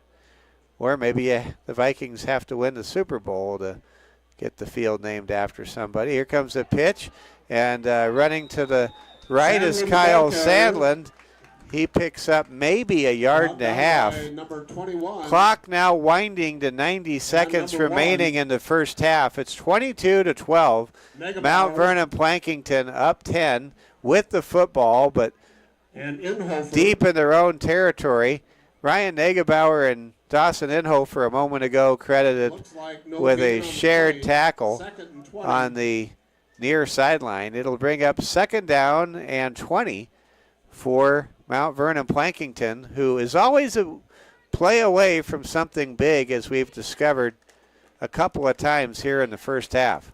Under a minute to go, Titans will receive the opening kickoff of the second half, and now we have a whistle and a penalty call, delay of game against Mount Vernon Plankinton, and right now with the Titans up 10, deep in their own territory, you wonder if they just don't take a knee here on 2nd and 23 with the ball at their own 19. They're up by 2 scores, and they get the ball to start the second half. Handoff goes to Brady Fox. Fox running hard. Will get tackled by Broden Sales from behind, but not before he gets close to the original line of scrimmage to make it third down and 11. And the clock is stopped with 43 seconds to go. Coach Olson calling a timeout. He does not want to give up the possession and march back to the locker room. Timeout, Cavaliers. And, you know, when you respect a possession, it doesn't matter if you're Hank Iba or Eddie Sutton in Charlie Spoonhauer in basketball, or Coach Olson right here, right now in football. But there's a lot to be said for respecting the fact that every time you have the football or the basketball, you got a chance to score. Speaking of respecting possessions, no one respects possessions any more than our great basketball coaches, Brandon Candelin and also Dave Hollenbeck. My son sending me a text, did you go and see the Reagan movie? Not yet, but you better believe I will. Third down and 11. The Titans break the huddle. 10 at about Twins to the far side of the alignment. Riley Mayer here on the near side set. Quarterback Isaiah. He has a quick touch pass that goes to Mayer, and Mayer gets a first down, runs out of bounds at the 48-yard line. Enough for the Titans. I need to go back to my wide First angle. down. Sorry I missed so much of that action, folks. Again, calling a game and being camera operator, not easy. 37 seconds left in the half. First down and 10 now with 37.2 ticks to go here in the first half. We have a drive in progress with Isaiah Olson at the controls. Now we have a very tight formation for the first time tonight. Olson will drop out of it, looks to throw. He's in trouble, and Reeve Ross makes the tackle in the backfield. What a great play by Reeve Ross. Reeve just playing outstanding football his senior year. That'll be second. Way to go, Reeve. I'm sure if Reeve's older sister, Reese, is able to watch this broadcast, she's really proud of her little bro right now. What a great job by Reeve. He has made 5 tackles unofficially in the first half, and he has been a disruptive presence on the edge, which is so important when you face a good option team like Mount Vernon Plankinton. Mount Vernon Plankinton right now leading 22-12. You're watching Security First Bank coverage of the second game of the year. STM trying to get their first road victory in East River since 2016. Since the Obama administration. Can they get the win tonight? They trail by 10 in a good one. Noah Wald making his debut. At the 46-yard line. Already with 2 touchdown passes in the first half tonight. Second down and 12. Olson throws in the flat. Ball is caught. Coming back is Sadlin. Sadlin with a good run after the catch. Gets the ball all the way down to the 30. Now 20 seconds left. Number 25. As Sadlin gets out of bounds. On the tackle. As far as timeouts are concerned, it doesn't show how many timeouts are. Yeah, it does. There's one timeout left, I believe. So the Titans can stop the clock, and if they so elect, can just about run the play to any part of the field. First down and 10 at the 28. Back to throw Olsen. Olsen pump fakes. He's in trouble. Now runs it, keeps it himself. He's loose. He gets away. He gets a block. He might score. He dives for the pylon. Did he get in? No, he's out. Did he run out of time? No, he did not. It's first down and goal to go with 8 seconds to play. A mad scramble. Fran Tarkenton-like in nature by Isaiah Olsen has now extended what appeared to be a drive going nowhere into a possible huge boost before the intermission. First down and goal to go from the 2. Olsen with 8 seconds to go in the half under center. Olsen rolls to his right, being chased. He throws, and it is caught for a touchdown by tight end Tice Feistner. Feistner climbs the ladder, makes the grab, and an unbelievable last-minute drive to close out the first half stakes Mount Vernon Plankinton back to a commanding 16-point lead with 3 seconds to play. It's 28-12. Wow, that's what great senior quarterbacks do. Isaiah Olsen with a signature drive to beat the clock and the Cavalier defense. Now the Titans go for 2. Fox in trouble, gets slammed to the turf by who else? Reeve Ross shutting the door with authority. But how about Mount Vernon Plankinton? They do it again. They string together plays off of broken plays sometimes and delayed draws. With 3 seconds left in the half. Wow, Mount Vernon Plankinton has a 28-12 lead, and they will receive the football to start the second half. And a lot of coaches, folks, would have taken a knee being up by 10 points with second down and long with 36 seconds to go and called it good, but not Coach Olsen. He saw an opportunity where others perhaps would not. And the result is very, very significant as the Titans now have a 16-point lead. And as I mentioned, they won the toss before this football game began. They deferred to receive the ball to start the second half. I want to give a big shout out to my good friend Robert Satter, the Godfather, who is a very proud Diamondbacks fan. There is a squibber. Ball is taken at the 25. Running hard with the ball is St. Thomas More's. St. Thomas More's. The kicker, and that ends the half with the score: Titans 28. Return man. Cavaliers. Dawson Inhofer, but that'll do it. We have reached the halftime intermission. St. Thomas More in a deep hole, trying to avoid an 0-2 hole to start the year, trailing 28-12. We have a lot of storylines to get to. Both teams will not go to the locker room. Instead, they will just huddle up and drink some fluids, and we'll bring you the second half shortly. I don't think we have any ceremonies tonight. I don't think it's senior night or homecoming.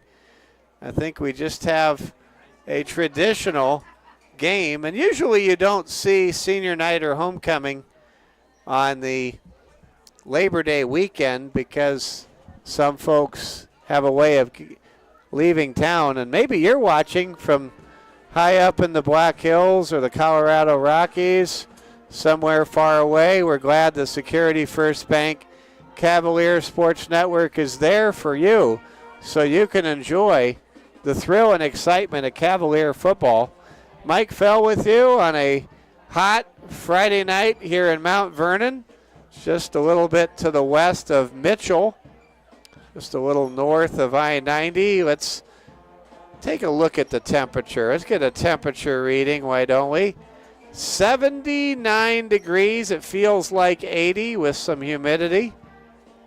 And around the end of the game, we're expecting it to still be in the 70s. A very nice night to be outdoors. Doesn't really feel like football weather yet, but you know how it goes in South Dakota. We have to start early because otherwise we're going to be in some pretty extreme winter weather if we're not careful when the playoffs roll around. Of course, we play our championship games in the comfort of the 8th wonder of South Dakota, the Dakota Dome. Mike Fell with you. Happy to have you along with us tonight. Let's take a moment and pass along this message from Security First Bank. Invest in your future with a scholarship from Security First Bank. High school seniors wanting to continue your post-secondary education, apply today at securityfirstbank.com/scholarships. Security First Bank, member FDIC. Also want to recognize Security First Bank and their mortgage lending services. Finding the right mortgage lender is a game you can win. Security First Bank is ready, whether you're buying, remodeling, or refinancing, with a team of experienced leaders. Security First Bank, member FDIC, equal housing lender, NMLS number 505011. And boy, right now with those interest rate cuts, Security First Bank, let them hook you up with the home loan you're looking for, and also let them help you up with anything that guides you through these times we live in. It is 7:23 Central Time here in Mount Vernon, 6:23 back home. And got a message here. The link on the website is not working. Let's check on that. We're showing that everything is working, but we don't want to take anything for granted. So we might see if our friend the Godfather can work on that link. We have a large number of viewers right now watching the game, so I'm going to just take a moment. I'll be quiet for about 2 minutes as I reply on this inquiry here.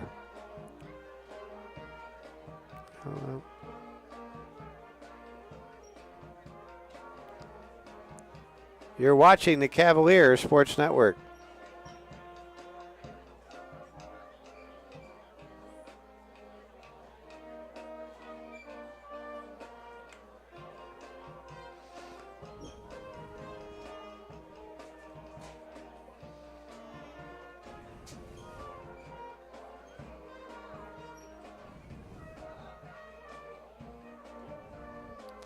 And just want to confirm everything is going smoothly.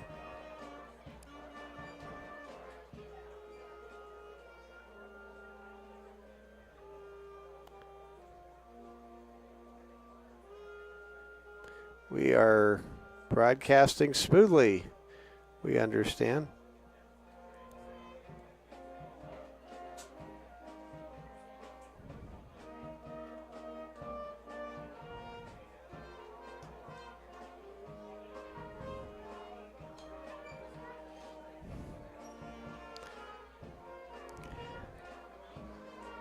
So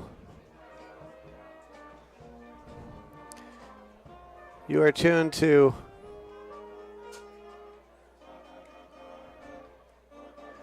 the Cavaliers Sports Network, and I want to thank the assistance we're receiving here. And if you're having a hard time getting in, just try again.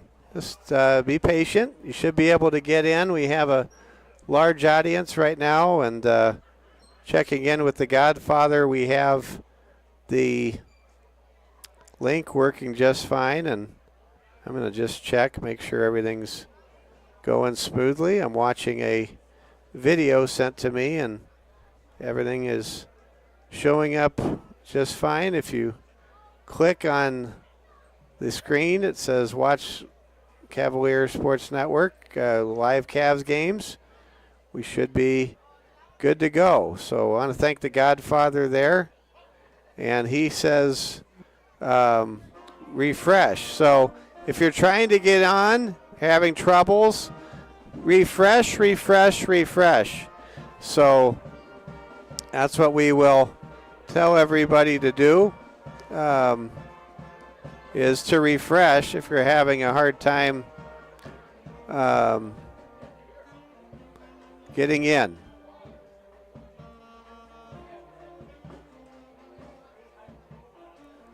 So sometimes technology can be a challenge.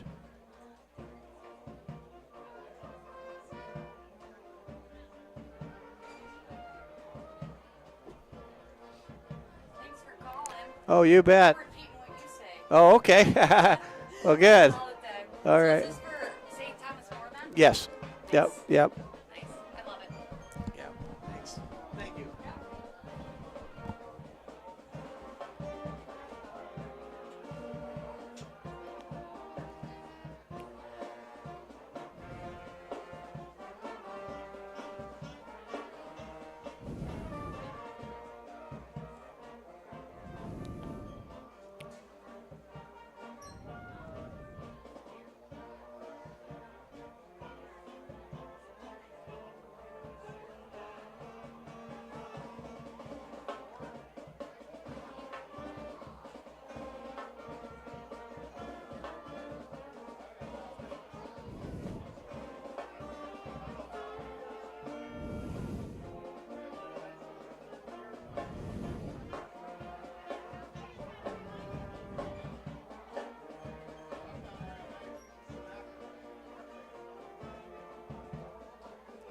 All right. Well, we want to thank all of you for tuning in here on the Cavaliers Sports Network. I'm not going to touch any controls, knobs, or anything else. I'm told by the Godfather we are as smooth as can be, and that's all we can ask for here on the Cavaliers Sports Network. Let's go ahead and recap the scoring from the first half.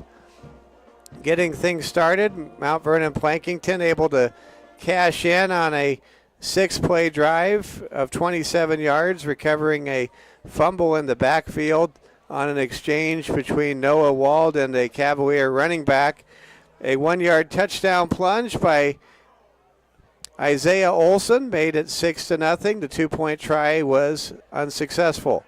Then St. Thomas More was able to come back with a 35-yard touchdown pass, the first in Noah Wald's career.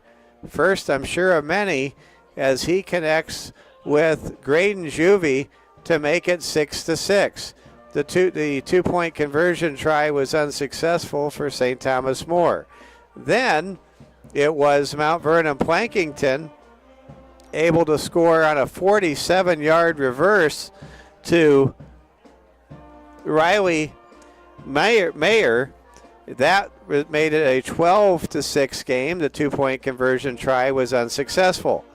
Then Broden Sales on a punt had his punt blocked. It appeared to land in the end zone. Thankfully for St. Thomas More, the officials blew the play dead, called it a safety. I think they thought the ball was out of the end zone when it was not.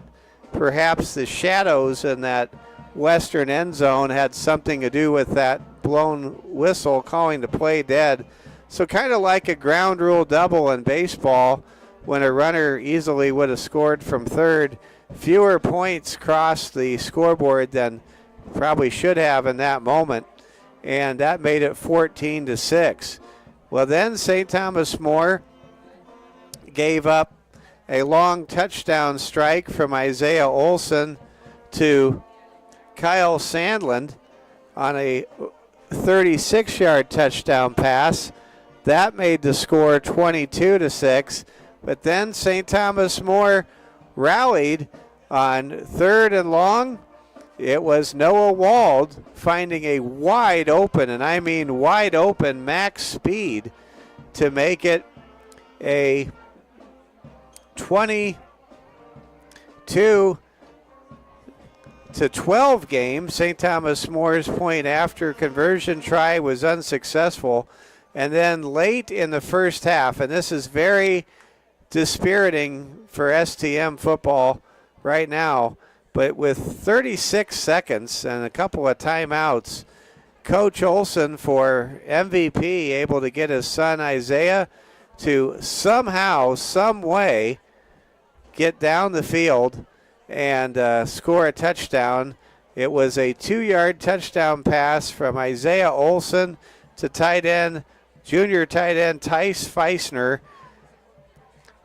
With 3 seconds left in the first half, that gave us the score we have now as Reeve Ross made a great open field tackle to keep the score within 2 possessions. But it's a 16-point lead, 28-12 here at the intermission in favor of the Titans, who are trying to start the season 2-0 at home here in Mount Vernon. For St. Thomas More, they're trying to get back to 500, trying to avoid an 0-2 hole. St. Thomas More's next football game will be a week from tomorrow at home against the Chamberlain Cubs. That will be a home game in Rapid City. We'll have that game for you. Of course, we have all the games for you, and we're happy we have all of you along with us. And again, if you're having some trouble getting into the broadcast, we just encourage everybody to refresh. And looks like we got another text in here.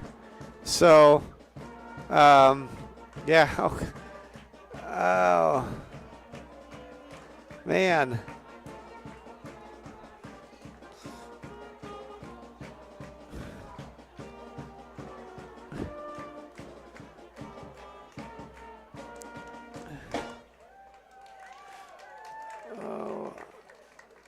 And so we're glad you're with us. Happy to have you along with us here from Mount Vernon. And one of the things I love about the Cavalier Sports Network are these road trips. I just love all of the different places we go and play. Every field is different. Every town and community is different. But wherever we go, football fever is in high gear. And when St. Thomas More comes to a town, it always feels like an event, and that's what happens when you have a program of the caliber of St. Thomas More. Well, the Cavaliers right now will get set in a matter of moments to kick off and start the second half. Let's zero in here, zoom in on the Cavs as they stretch out. And yay, our number one fan, you know who you are. She is with us on her phone. Yay. And that makes me so happy. So, woohoo. The Lord works through all forms of technology, and we are so glad that our amazing fan, you know who you are. We thank you for getting the broadcast through your phone. And you are connected on a small screen, but you are connected. And thank you so much for reaching out. And this wonderful person, she reached out and she was looking out for all of you. We'll put it that way. Okay, it is 28-12. St. Thomas More will kick the ball left to right across your screen in a few moments to Mount Vernon Plankinton. For St. Thomas More, this is where they have to dig deep. They have to find a way. I believe they can do it. The Cavs have been right there. The frustrating part is how many times the big play has just jumped up and bit St. Thomas More in the first half. You wonder if STM can find a way to tighten it up if they can't make that comeback. I believe they can do it. You believe they can do it. And here we go.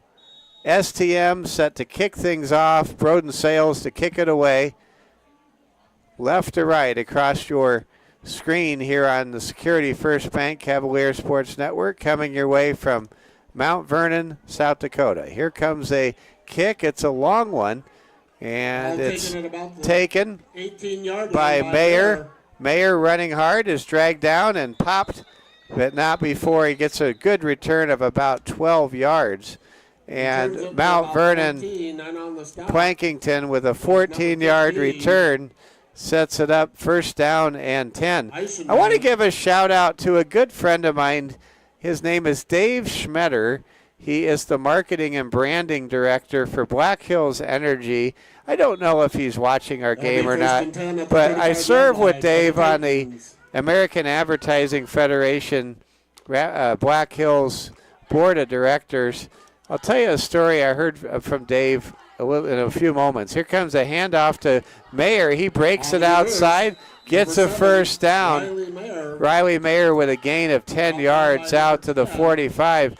Well, Dave Schmetter told me the story that he was paid $250 during the 70s to be a spotter for the legendary Keith Jackson. First down. Keith Jackson, the voice of college football for so many years on ABC. I just thought that was so cool to find out that one of my friends used to give index cards to the great Keith Jackson. There's a run by Brody Fox. Brody runs over Broden Sales. He stays on his feet, and he gets all the way down to the 20-yard line. And now here comes the power look for the Titans, who are trying to get to 2-0 tonight. And for STM, this has to be a tremendous exercise in frustration, making so many good tackles, so many stops. But seemingly with so little to show for it, down 28-12, with the Titans now entering the red zone, going right to left in the sunny side of the field. Isaiah Olson, the quarterback, with a little bit of Fred Astaire up the middle, able to pick up 7 yards down to the 10. It'll bring up 2nd down and 3 for the home team here in Mount Vernon. Gain of about 8, 2nd and 1. St. Thomas More is officially on the ropes, down 28-12. Ball at their own 12 with 10:29 to go in the third quarter. Plenty of time to play in this game, but you never want to be down 3 scores on the road, anywhere, anytime. Olson gives the ball to Fox. Fox steps out of a tackle, and Max Speed saves the touchdown at about the 3-yard line. Max made a tremendous effort to grab the shoulder pads of the mighty Brady Fox and keep this score where it is. St. Thomas More trying to defend the goal line, and with a goal line stand, it's first down and go to go. Cavs had a goal line stand against Sioux Valley in the first half last week. Can they do it again? Going in motion is Mayer. Handoff to Fox. Fox will score! Brady Fox walks in from 2 yards out. He was barely touched, if he was tagged at all. And it's now 34-12. And the St. Thomas More Cavaliers, with their work cut out for them, with 9:44 to play in the third quarter. And here comes Mount Vernon Plankinton to go for 2. Mount Vernon Plankinton earned 1 vote in the top 5 of the Class B poll this week. You can see why somebody voted for him. There is a muff snap, handoff to Fox, and Fox will score. Even the broken plays are working tonight, and I take you back to that deflected screen pass on 4th down that turned into a 5-yard conversion and set up a very big touchdown. Well, right now, if you're frustrated, that's allowed. And if you're so frustrated you want to kick the wall or hurt your chair, don't do it. Don't do it. Just take care of yourself. Don't damage anything. I know you're feeling. I know what you're feeling. I know what you're feeling. It's okay to feel it. I am not a therapist. I am a sportscaster on the Cavalier Sports Network presented by Security First Bank. It's okay to be frustrated, Cavs fans. The guys are playing great, and they are down 36 to 12. It's just one of those nights, as one of the great Motown singers once said. Mama said there would be days like this. Mama said, Mama said. Fox sets the kick. So now Brady Fox will kick it away. St. Thomas More with the lights now coming on. They're the long bulbs that take about 15 minutes to work. Here comes the kick, and it sails. Caught on the fly by Max Speed, and Speed will trot out of bounds with pretty good field position for STM. First down and 10 at the 37. Well, nobody ever said sports was fair. Some people sometimes can say sports has a way of being cruel. If you're a Buffalo Bills fan, you know exactly the meaning of what I just said. First down and 10 now for the Cavaliers, who break the huddle. In the gun, it's freshman Noah Wald, who has a pair of touchdown tosses already tonight.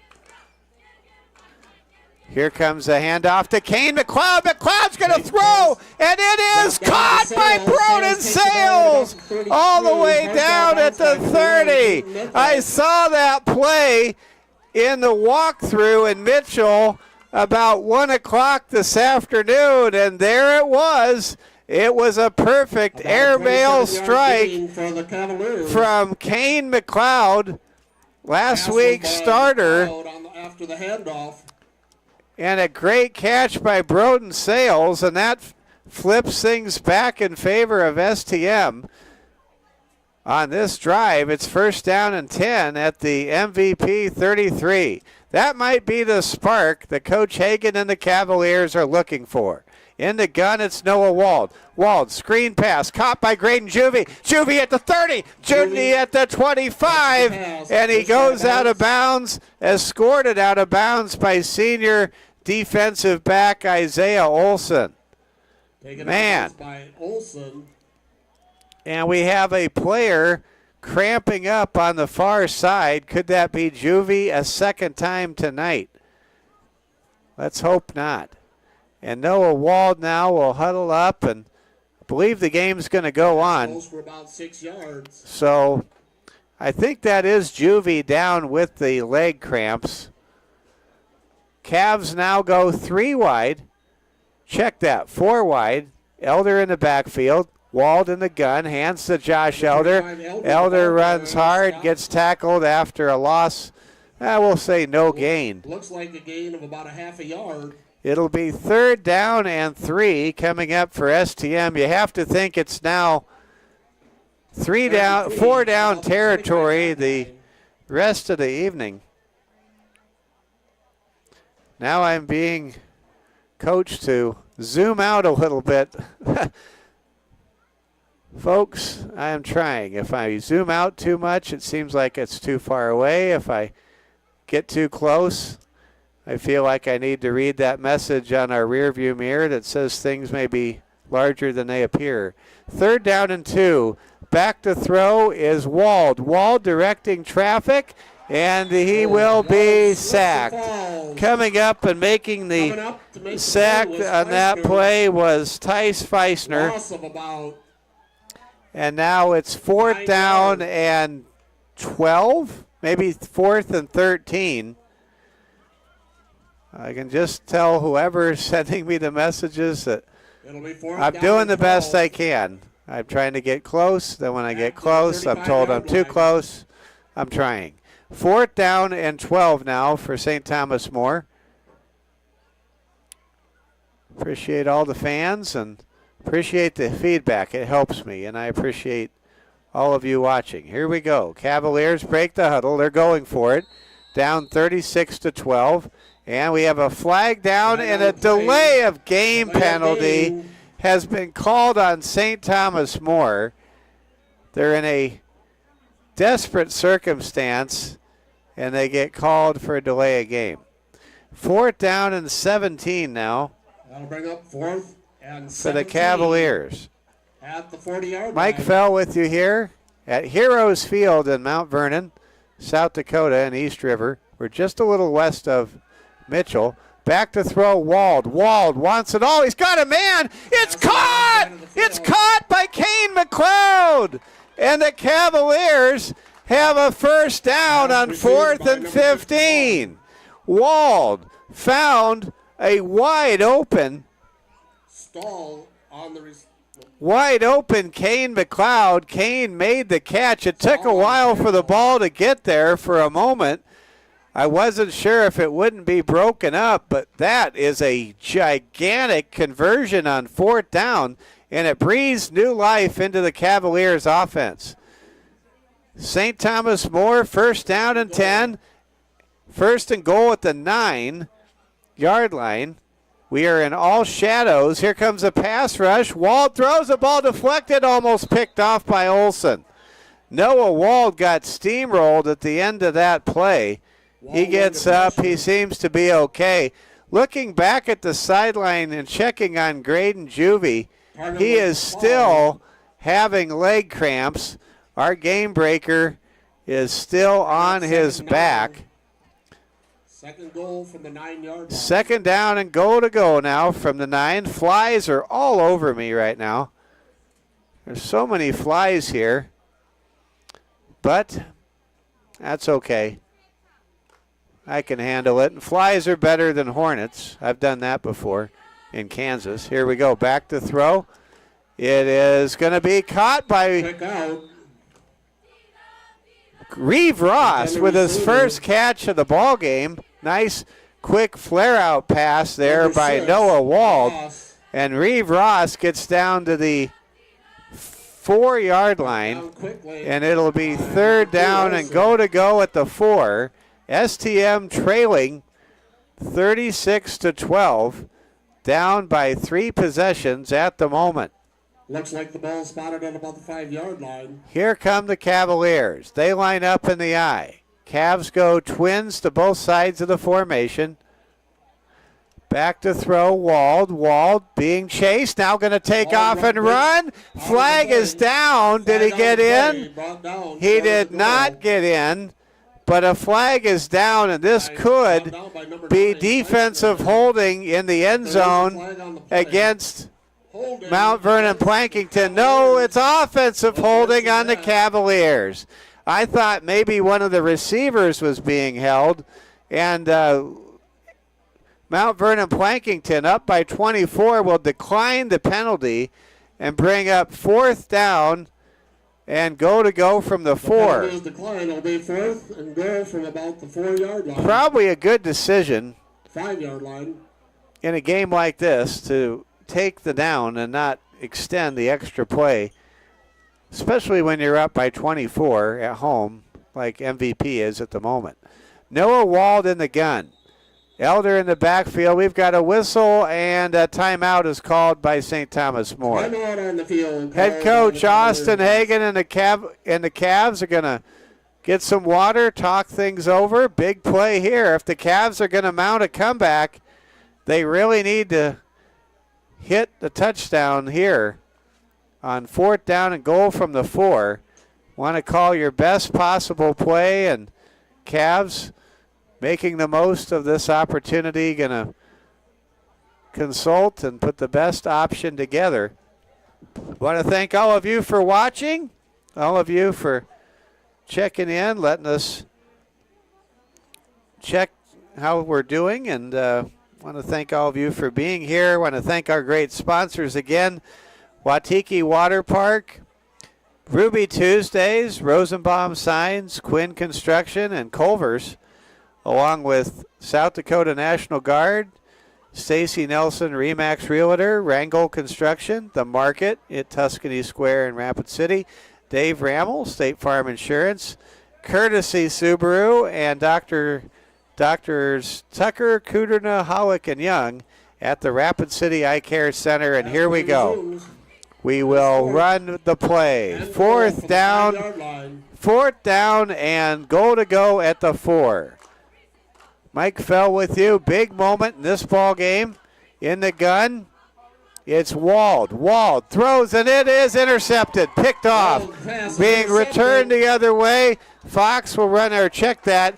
Kyle Sandlin with the pick will run out of bounds. And St. Thomas More is turned away on the interception on 4th down, and this hurts. The Cavaliers, trailing by 24, give up the possession to Mount Vernon Plankinton. And I go back to two plays that just boggle the mind. One was that max speed deflection on a 4th down flare-out pass that somehow turned into a conversion and then subsequently a touchdown. And the other was that run of 40 yards by Isaiah Olson on a broken play that took the ball all the way down to the 2-yard line with 8 seconds to go in the half, which turned into a 2-yard touchdown pass from Olson to Feisner. And boy, these are the kind of plays. This is the kind of game where you just, if you have hair on your head, you might pull it out. I mean, it's just, STM has not been 24 points lesser than their opponent, but the score reads 36-12, and the Cavs find themselves down by 24 with 6:24 remaining in period number 3.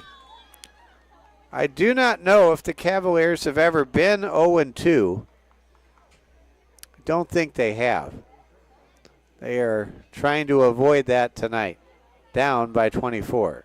Run by number 24, Brady Fox. Nets about 4 yards, 3 yards to the 21-yard line. Let's get a little closer to the action. There we go. Glad that you're with us. Want to give a big shout out to my friend Dave Hollenbeck, and Dave coordinating that project with the track. And because that project is still ongoing, we don't have lights, we're told, for next Saturday's home game against the Chamberlain Cubs. It seems appropriate. I'll explain my point in a moment. There's a run up the middle that goes nowhere for MVP. It seems appropriate if you're going to play a day game with no lights that it would be against the Cubs, because the Chicago Cubs, until August 8th, 1988, did not have lights at Wrigley Field. So there you go. 3rd down and 4 now for Mount Vernon Plankinton. They break the huddle. They spread the formation with receivers split with 2 tight ends and a man in the backfield. Under center is Isaiah Olson. In motion is Sandland, and there's going to be a handoff up the middle by Fox, and Fox is stopped. Good defense there by the front for St. Thomas More.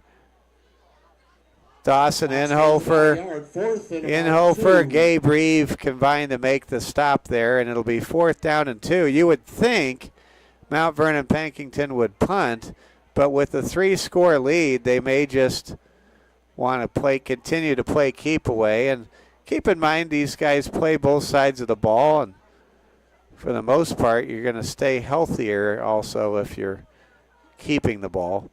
4th and 2, tight formation set. Cavs nearly drawn off sides. Handoff goes right side to Fox. He is pushing the pile. Now the pile gets stopped, and they think they blew the play short of the 1st down marker. It all depends on the spot. We might have our first measurement of this ball game. Let's see. It looks like the Titans have turned the ball over. And the Cavs, I think, have made a stop on 4th down for the first time tonight. Isaiah Olson pleading his case, says it's a 1st down. And now we're going to have a measurement. Well, the official public address announcer here at Heroes Field He thought it looked like a stop. And suddenly Isaiah Olson, using the skills of a Clarence Darrow, able to draw out the chain gang. And let's stretch the chains and see what we find. The officials will stretch it out. Is it a first down? No, it's not. Well, they're still looking. This is like a golf putt in Caddyshack at this point. Mercy. Must be close. What are we waiting for? What is going on out there? What is happening? Finally, St. Thomas More gets the ball back. Wow. Titans fall short. Turn it over on down. Well, First and 10 for the Cavaliers. that measurement might just go viral from coast to coast, and I hope it does. You're watching Security First Bank coverage from Heroes Field in Mount Vernon, South Dakota. St. Thomas More gets the ball back. Turnover on downs with great field position at the Mount Vernon Plankinton 26-yard line. Mount Vernon Plankinton on top 36-12 with 4:09 remaining in the third quarter. Still time for STM to come back. That was a big stop and a very long measurement. Back to throw is Wald. Wald being chased, throws to an open Broden Sales. Sales by one, by two, and he gets a good yard after catch run to push the ball deep inside the 10-yard line of Mount Vernon Plankinton. Broden Sales really showing some elusiveness after making that grab. And how about Noah Wald? He is showing in his first starting appearance that he has the capability to find the open man and wait for the play to develop. Not something you ordinarily see out of a freshman high school quarterback. Cavaliers go 3 wide. Pass goes across the middle to Ross. Is that a score? Yes, it is! Reeve Ross with the touchdown. Noah Wald with 3 touchdown passes. Noah with a hat trick in his first ever start. Wow. And now it's 36-18 with 3:25 to play here in the third quarter. And of course the Cavs will go for 2, down by 18. If STM could convert here, it would be a 2-score game, and St. Thomas More would be back to within 16 points. Cavs refusing to lose, refusing to go away. There's a high snap. Wald will dive on it, and that will be a unsuccessful PAT attempt. But St. Thomas More has drawn a little closer with 3:25 to play in the third quarter.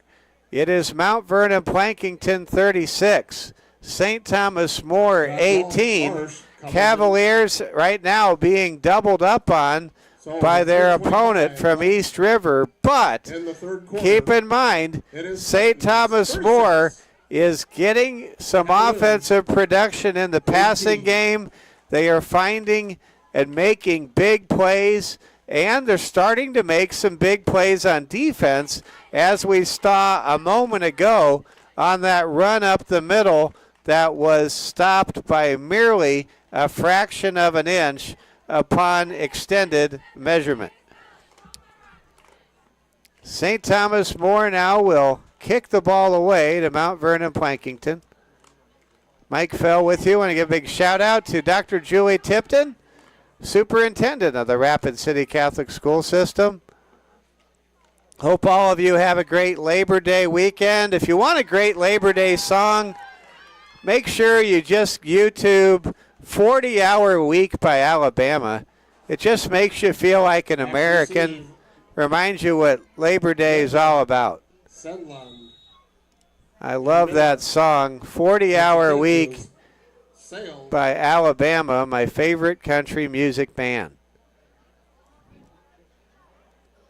Now here comes the kickoff from Broden Sales and the Cavs.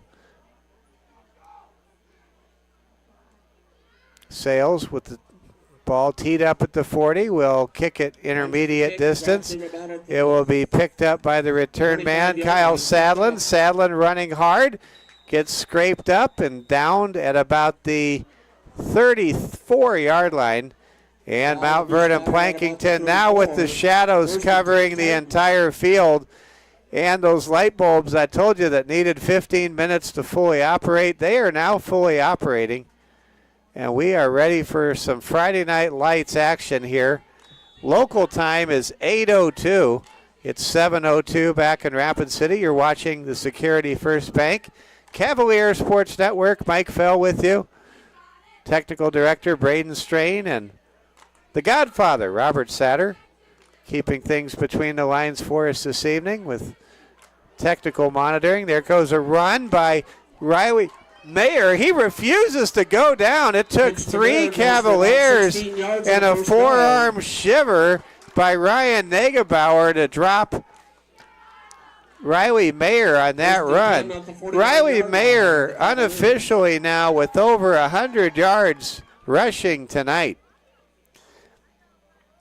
Well, one of the things that has to be noted, this is my best attempt at football analysis, so listen carefully, is the fact that even though the Cavs have the speed to get to the edge, so much damage is done between the tackles with misdirection and timing.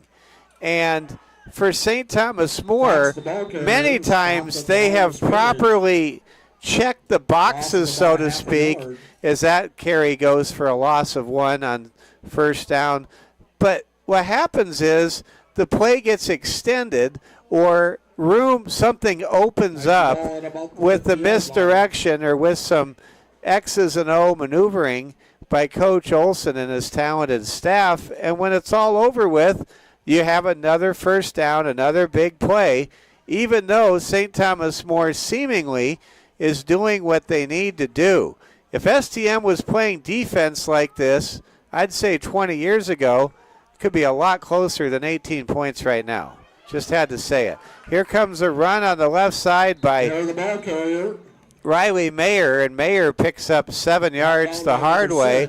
He's pushed out of bounds by Reeve Ross at the 44. Reeve Ross has a touchdown catch, and unofficially Reeve with a career-high total of 9 tackles in this ball game. This has been a coming-out party for Reeve Ross on the defensive side of the ball. We knew he was a great receiver. We have yet to see until tonight how great he can be all around on defense. Here we go. Olson back to throw. Pops a pass. It's picked off. Intercepted by Juvie. Juvie's fast, and he's at midfield. Graydon Juvie, check that. Noah Wald with the interception. Wald, the quarterback, celebrates with Burke Eschmeyer, and that time I don't think Isaiah Olson saw the defender on the play. What a great pick by Noah Wald. That's his second turnover in as many games. He had that fumble recovery against Sioux Valley last week, which he subsequently returned 30 yards. So now it's first down and 10. St. Thomas More back on offense, down by 18, just under a minute to go in the third quarter. The Cavs trying to pull off a comeback. There's a flare-out pass to Max Speed, and what a tackle by Kyle Sadland. No gain at all. Sadland, I think, as have some of the defenders for Mount Vernon, Plankinton, they have learned to be a little more patient at reading what STM is doing with their horizontal passing game along the line of scrimmage. Some of those flare-out passes are not netting the same yardage that they did earlier tonight. Second down and 10 for STM. Down by 18 with the ball near midfield. Wald looks to throw. directs traffic. Going to keep it himself and lose a yard. Good tackle there Brought down made by Mount Vernon by number Plankinton's 20, Tanner Baker. Tanner Baker. On So the now side. it's third Loss of down and about 11. And that will do Third it and for the 11. third quarter. We go to the fourth And quarter. that's the end of The the Cavs third are down quarter. by The Titans 18, fix but it. don't go Cavaliers away. 18. The Cavaliers believe. They put their four fingers into the air. Let's zoom in on our Cavaliers. St. Thomas More, maybe offer a Hail Mary for the Cavs right now. St. Thomas More down 18. Ask the Holy Spirit to move around on this Heroes field. I mean, what can you say? The Cavaliers, they have had so many frustrating moments. Hopefully, watching this game, you have not damaged any part of your living room, your garage. Just keep it together. I know it's been that type of maddening game with so many plays going against STM, and the officiating has been outstanding. Officiating has been great. We've just had so many freak plays, and that's happened consistently. Just received a record book from the Godfather. Thank you. Thank you, Robert. And some great game prep resources right there. How about Noah Wald? Quarter. His first start as a Cavalier quarterback. Cavalier ball at the He has 3 touchdown 50-yard passes tonight. third down and about 11. Now it's 3rd and 11 for the Cavaliers. Back to throw Wald. Wald throws. It's caught by the Cavs. Pass Big is caught play. by number Kane 81. McLeod all the way Take it back, down number to the 10. 10-yard line. McLeod. Number 10 down to the 10. Call it the 14 as his knee touches down. What a great play there by 40-yard Noah gain Wald. on the pass. My apologies if any of you saw that. That was just crazy because that play was so fast down the field, and I 30-yard gain. had almost a harder time keeping up with the play. The play went faster than I could talk. Here we go. Going to the left is Wald. Wald in trouble, steps out of trouble. He runs to his right, tries to thread the needle. Did he get a touchdown? I think he did. What a touchdown! pass is Kane caught for a McLeod touchdown. with 1 foot in number 10, bounds McLeod. makes it a 36-24 game with 11 minutes and 19 seconds to go. Noah Wald, how did he do that? He just had one of those incredible tie line tosses to where only his receiver, Kane McLeod, could make the catch. And isn't it something to see those two men in the quarterback room, Noah Wald and Kane McLeod, bringing the Cavaliers back from a position in which they trailed by 24. Cavs will go for 2. This game is not over. Not over by a long shot. Quarterback Ball McLeod goes through McLeod's hand. in trouble. Will be Brought sacked down for a by loss. Kyle Sandlin. But the Cavaliers get So the 6 Cavaliers more are stopped points. on their extra 4 point attempt. touchdowns now And with from 11:19 Noah Wald, left in the but the Cavs fourth quarter, are 0 and Titans 4 36, on Cavaliers 2-point 24. conversions, and they still trail by 12, but 12 feels so much closer than 24 did just a few minutes ago. When did this comeback originate? Where is the headwaters, so to speak, of this rally? You have to go back to that endless chain measurement when the Cavaliers were able to stop MVP on downs at the 34-yard line of Titans territory. Well, this could become the stuff of legend. This could be a game the Cavalier fans talk about for a long time. Noah Wald making a Bit of a surprise start, his debut game tonight as a true freshman, unofficially with over 200 yards passing in his debut game, and most importantly, 4 touchdown catches. Broden Sales gets ready to kick it away. Do the Cavs dare do an onside kick? They have practiced onside kicks, but there's still 11:19 to go. You think they'll kick it deep, and they do. Broden Sales to kick it deep. Handled by Skyland. Sutherland running. He will have a solid run from point A to point B out to the 42-yard line. St. Thomas More back on defense. They need a stop. They still have time to pull this thing out. First and 10. You have to think the Cavaliers will touch the ball 2 more times in a game like this, and they trail by 12. So this game is not over, but they need to get MVP stopped. Olsen hands off to Fox, and what a good play there. Fox mows down Ryan Negebauer, but Negebauer, to his credit, willing to play the role of the proverbial fire hydrant right there, going low and taking a shot. 2nd down and 7 coming up for Mount Vernon Plankinton, who leads 36-24 and is trying to get to 2-0, but getting all they can handle from our young Catholic men from Rapid City.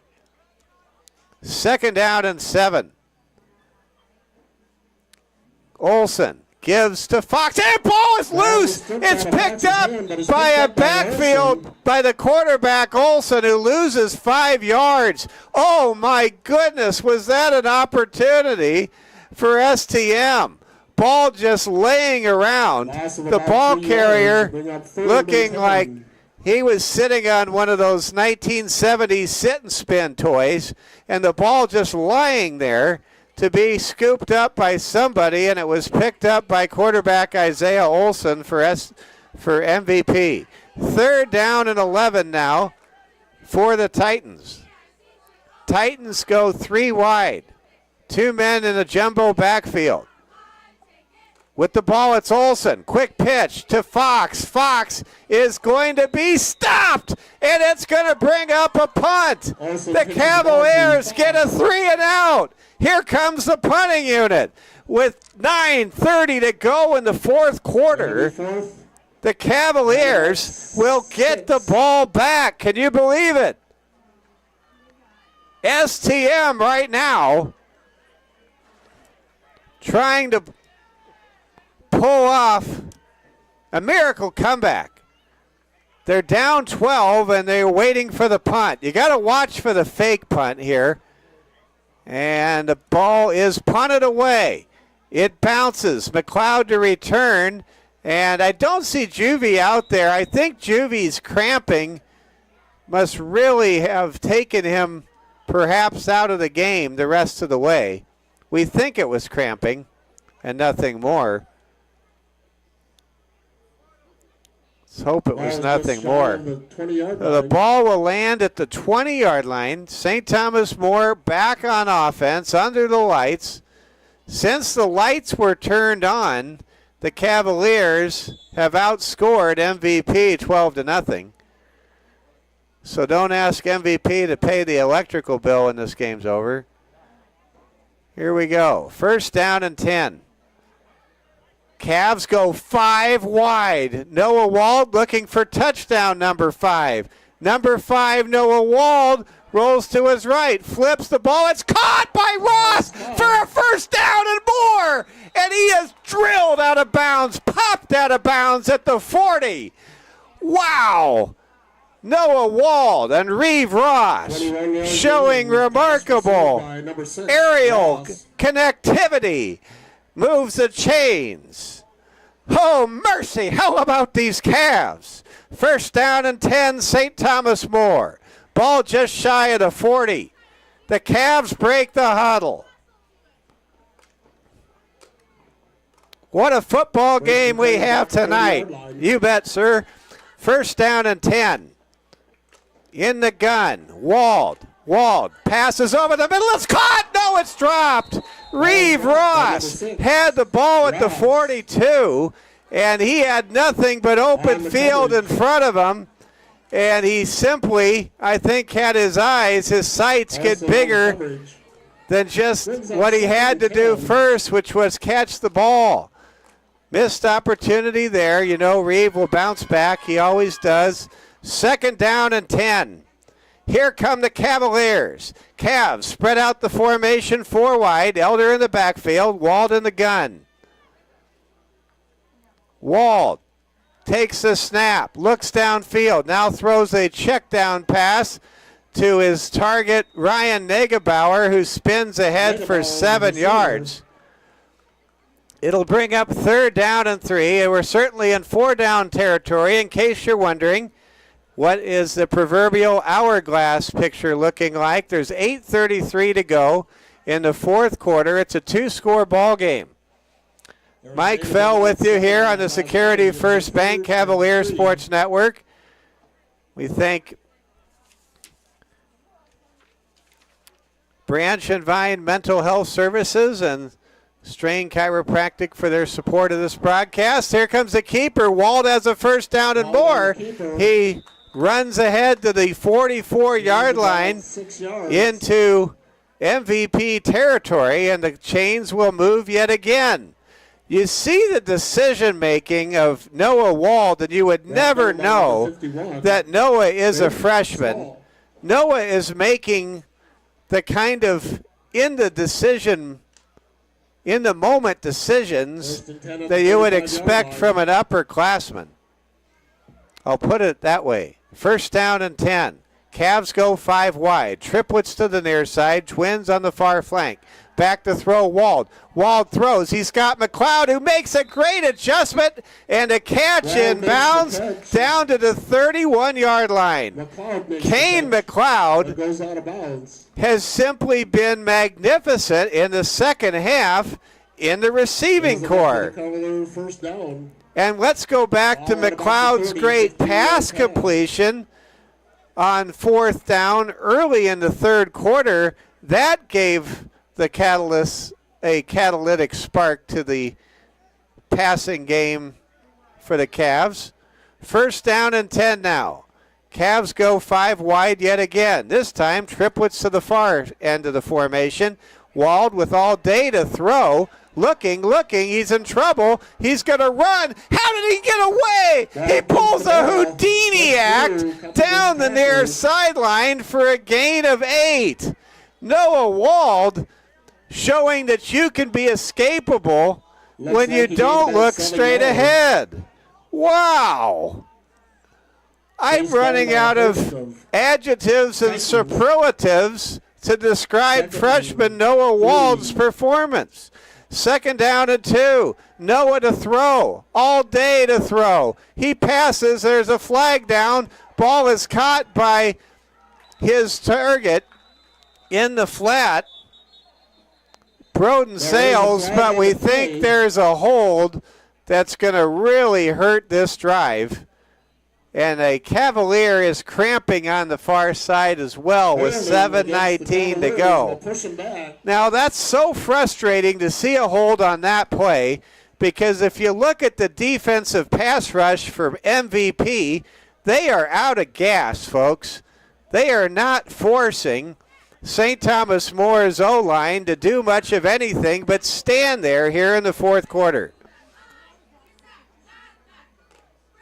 Second down, and we'll call it 13 coming up for the Cavs. STM must get a touchdown here. Down 12, a field goal does no good. Cavs line up in the shotgun eye. Twins to both sides of the formation for Coach Hagan. In motion goes Max Speed. Quarterback Wald takes the snap from Nielsen. Rolls to his right. He's got a man open, and it is caught near the goal line. Did he get in? Burke Eschmeyer, his name called for the first time tonight. A flag is down. I think that's roughing the passer on an overzealous Titan pass rusher. Let's see what we have here now.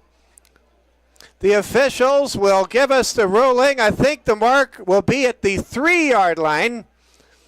And it should be first down and goal to go for the Cavs. Eichmeyer was on the catch. What a comeback. What a valiant effort by our boys. Ball is at the 3-yard line now. You're watching Security First Bank Cavalier Sports Network coverage live from Heroes Field in Mount Vernon, South Dakota. Cavs trying to end an 8-year road East River drought in football. Looks like it's first and goal from about the 2-yard line. Kane McLeod is in the gun. He is the quarterback at the 2. Elder is the running back. McLeod wants to keep it himself, and he's in trouble, and he's going to lose yardage. A flag is down. This could be a face mask, though, or it could be a hold. But there is a flag on the play. Let's see what this is. It is a personal foul face mask on Mount Vernon Plankinton. Titans face mask. And that really bails out St. Thomas More because that was a negative play. Good pursuit there from Kyle Sandlin, but he got a little bit of plastic on the way down on the tackle. I want to thank all of you for watching. What a game this has been. What an ending we may have. Noah Wald already with 4 touchdowns. Here's a handoff to Elder. Did he get in? Elder, the ball carrier, did he? close. Did he? He did! He did! And it's a 1-possession game. Josh Elder runs it in from 3 yards out. The first rushing touchdown of the night for St. Thomas More High School. And now it's 36-30, and we still have 6:42 to go. We don't think St. Thomas More has ever started a season 0-2. The Cavaliers, they don't want another 6-hour empty bus ride home. They're leaving it all on the field. Here comes the PAT kick now for the Cavs. Snap back. Trouble. They call fire. And that will be a fumble. Will it be returned for 2 points? No, it won't. But it will stay a 6-point game. St. Thomas More trailed 36 the score is now to 12. Now it's 36-30. The Cavaliers, since the lights were turned on here at Heroes Field, have outscored their opponent 18-0 under the lights. The Cavaliers seemingly had so many plays go against them. You have to give so much credit to Isaiah Olson and Mount Vernon Plankinton's offense. They always found a way to move the ball and make the plays, but they have perhaps been taken out of their rhythm or groove a bit, having to play defense with both of these teams for the most part featuring players on both sides of the line of scrimmage throughout this contest. This has been a game. Got Lenny saying, go Cavs. You bet, Lenny. Go Cavs. Sales back to kick. What a football game we have for you here. Maybe the best game we've ever brought you in 5 years on the Security First Bank Cavalier Sports Network, I dare say. This might be the best of all. Certainly that STM Sturgis Brown game 2 years ago stands out. There's a long kick, and there's a kneel down by Mount Vernon Plankinton's Paxton Nedved. Paxton, I don't think, realized his knee was down. And now there's a timeout, and let's look at the jubilation on the far side by the Cavs. Nothing feels quite like a comeback Nothing feels like beating the odds, and nothing feels like being a Cavalier. St. Thomas More on defense now, trailing 36-30 with 6 minutes and 40 seconds to play in this one.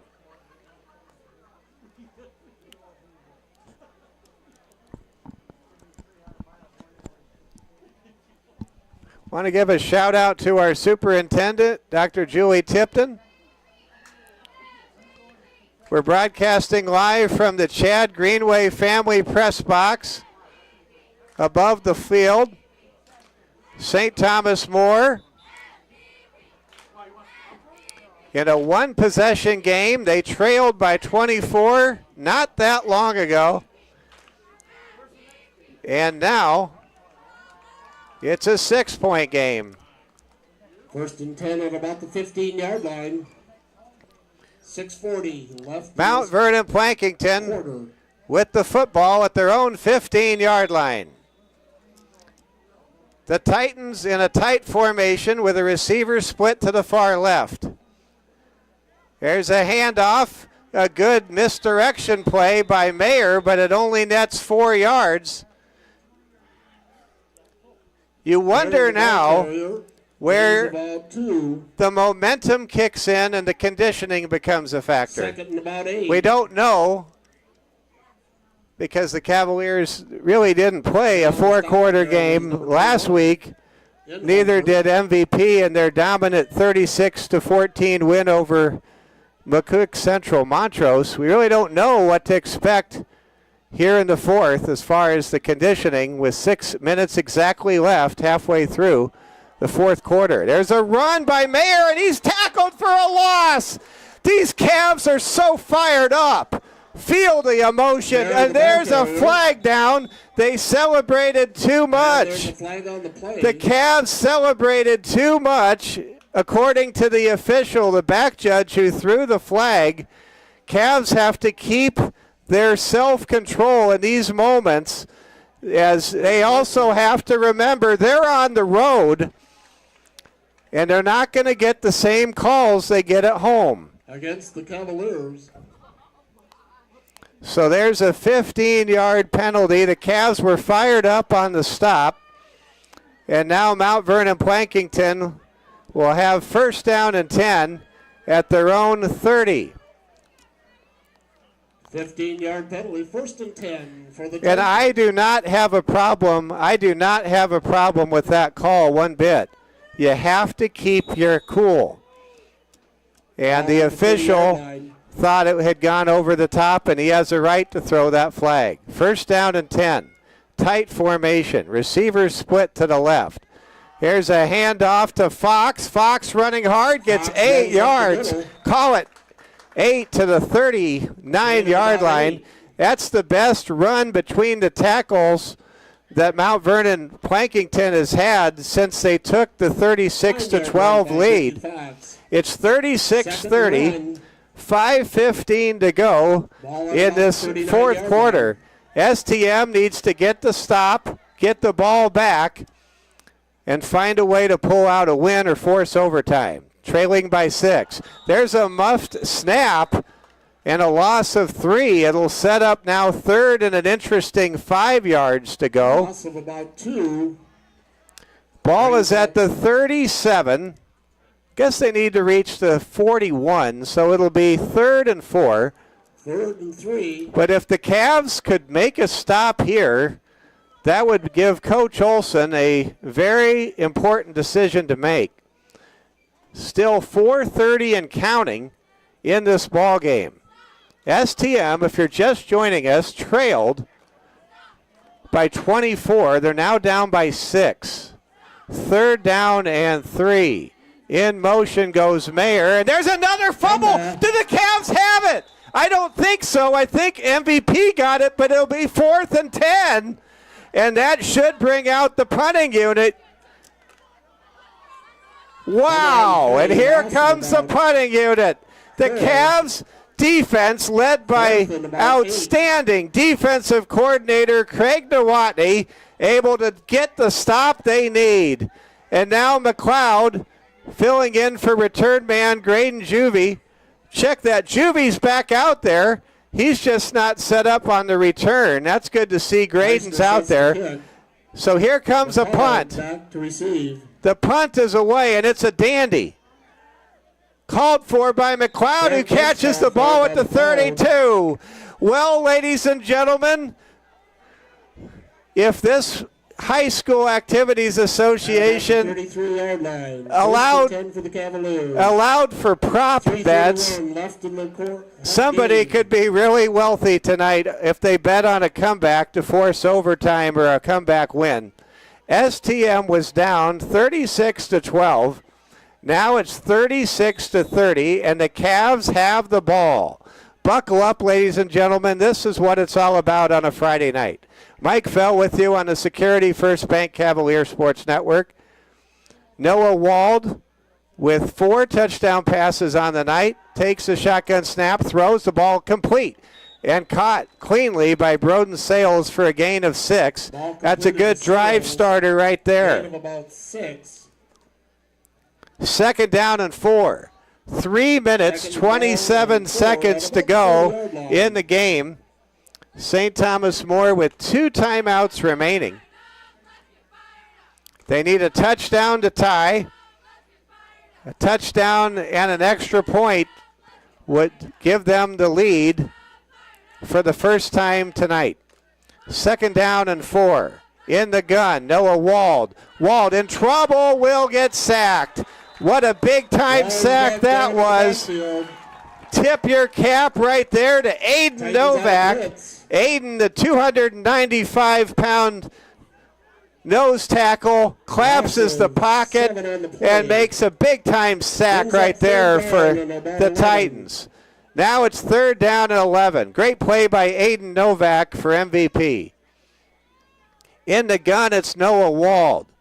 Wald back to throw. Throws a pass, it's incomplete. And now it's fourth down and 11. And I think there's still, with 2:51 to go, you would think the Cavs probably should punt here.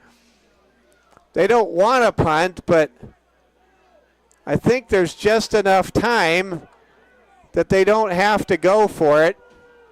And I think we're going to see a punt. I think that's the right call. Nobody in our audience watching this game for the Cavs wants to see a punt, but I think that's it. No, oh my. The Cavs are living dangerously. They're going for it. 4th and 11. This could be the ball game. Wald takes the snap, throws deep. He wants it all, and it's incomplete. And the Titans make the stop on 4th down. And how about Aiden Novak? Aiden Novak with that gigantic sack to stop the Cavaliers' drive on that third down play. What a great play by the defense for MVP. It's not easy when everything's not going your way to force a 3 and out with the game on the line like that. And Aiden Novak, man, he deserves a game ball after that sack there. Now it's first down and 10 for Mount Vernon Plankinton. The Titans might be conservative here. There's a handoff up the middle to Fox. And Brady Fox able to push the pile for 5 yards. Clock at 2:33 and counting. A field goal by MVP would put this game out of reach at a 9-point margin. If you're St. Thomas More and you want to circle something that was really lucky for the Cavs, it was on that blocked punt in the first half. It should have been a touchdown.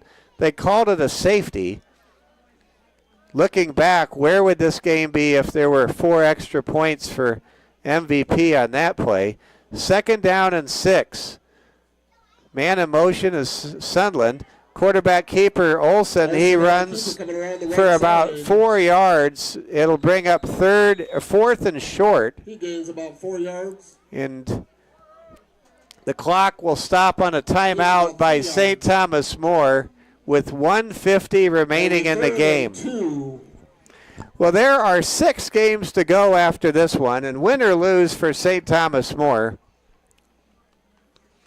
they're going to take a lot out of this game, including what they have found with the personnel adjustment this week to have Noah Wald at quarterback and Kane McLeod is an absolutely dynamic wide receiver.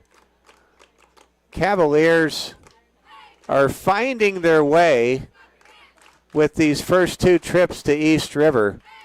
We'll see how it plays out the rest of the way and the rest of this game. 3rd down and 2. Cavs seemingly on their last thread. Coach Gutierrez, Coach G, he is pumping his fist saying, come on guys, come on guys. Tell you, these Cavaliers making us proud tonight. 3rd and 2. Here comes a handoff, and did Fox get the first down? Yes, he did. Brady Fox with 3 yards. He needed 2, and that should do it.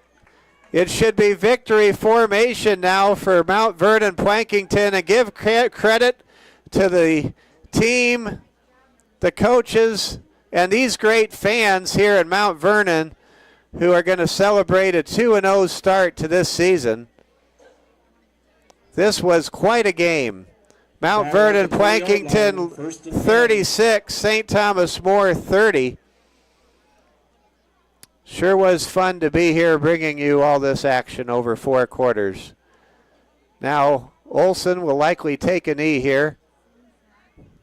Snaps. Nope, he's going to keep it. And he'll go down. Don't know why he's running with it. If he's stripped of the football, that could be disastrous. 2nd down and 10 now. Noah Wald tonight, unofficially, with 250-plus yards passing, 4 touchdowns. Reeve Ross with a career-high 10-plus tackles. Gabe Reeve, he was outstanding. Inhofer was great. Interception by McLeod in this game. Interception by Noah Wald, his 2nd turnover on defense in as many games. Coach Austin Hagan is really building something. And the Cavaliers will come home next Saturday afternoon to take on the Chamberlain Cubs. And Cavs will not have to leave their home field at all in the month of September. Yes, it's going to be frustrating to start 0-2. But these are games in which the Cavaliers are being tested. They're growing, and as at the 20-yard line. As the great Prussian philosopher Friedrich Nietzsche once said, that which does not kill you makes you stronger. Cavaliers, I think, are going to live that out. And there's a kneel down, and somebody knocks the quarterback Olson down. No flag. Under a minute to go, the clock running down. 3rd and 10. Olson takes a knee. St. Thomas More will drop to 0-2. MVP will raise their record to 2-0. St. Thomas More, heck of an effort. One heck of a comeback to drop this game 36-30 when trailing 36-12. 20 seconds and counting. Want to thank all of you for watching tonight. Thanks Security First Bank and our sponsors for bringing it to all of you. And congratulations to the Titans. The Titans are 2-0. Good luck to the Titans the rest of the way. And for St. Thomas More, a lot to be hanging the head about. Cavs start 0-2, but the Cavaliers will host Chamberlain at home next week on Saturday. We will host Chamberlain. We'll be on the air at about 2:40 in the afternoon, Rapid City time. And then we'll have the kickoff at 3. The Cavs will take on the Chamberlain Cubs. Hope to see all of you out there. And for St. Thomas More, this team is growing up fast, and they're growing up well. Noah Wald tonight, a freshman making his first start, had a tremendous football game, 4 touchdown passes, and he engineered a lot of drives, and he made plays that went well beyond the years of many quarterbacks at this level. And what can you say for Isaiah Olson? Isaiah Olson was outstanding. The quarterback for MVP, that drive that he was able to engineer and that run late in the first half, that went a long ways to deciding the outcome of this game. And how about Aiden Novak, the 290-pound tackle who made that sack on 3rd down and long? I wish both of these teams, obviously our team and STM the best, but I really wish MVP the best. I think the Titans deserve consideration for the top 5 media poll. And for St. Thomas More, get ready, folks. It's going to be an exciting 6-game stretch, and I really think the Cavaliers can get a winning streak going and build on this comeback tonight. In the end, the comeback effort, 18-0 to close out the game, was not enough. Congratulations to Mount Vernon Plankinton. The Titans emerged victorious 36-30 for the Godfather, Robert Satter. For Dr. Julie Tipton, our superintendent, this is Mike Fell saying thank you for watching. For all of us at the Security First Bank Cavalier Sports Network, we wish you and your family a wonderful Labor Day weekend, and good night from Mount Vernon, South Dakota.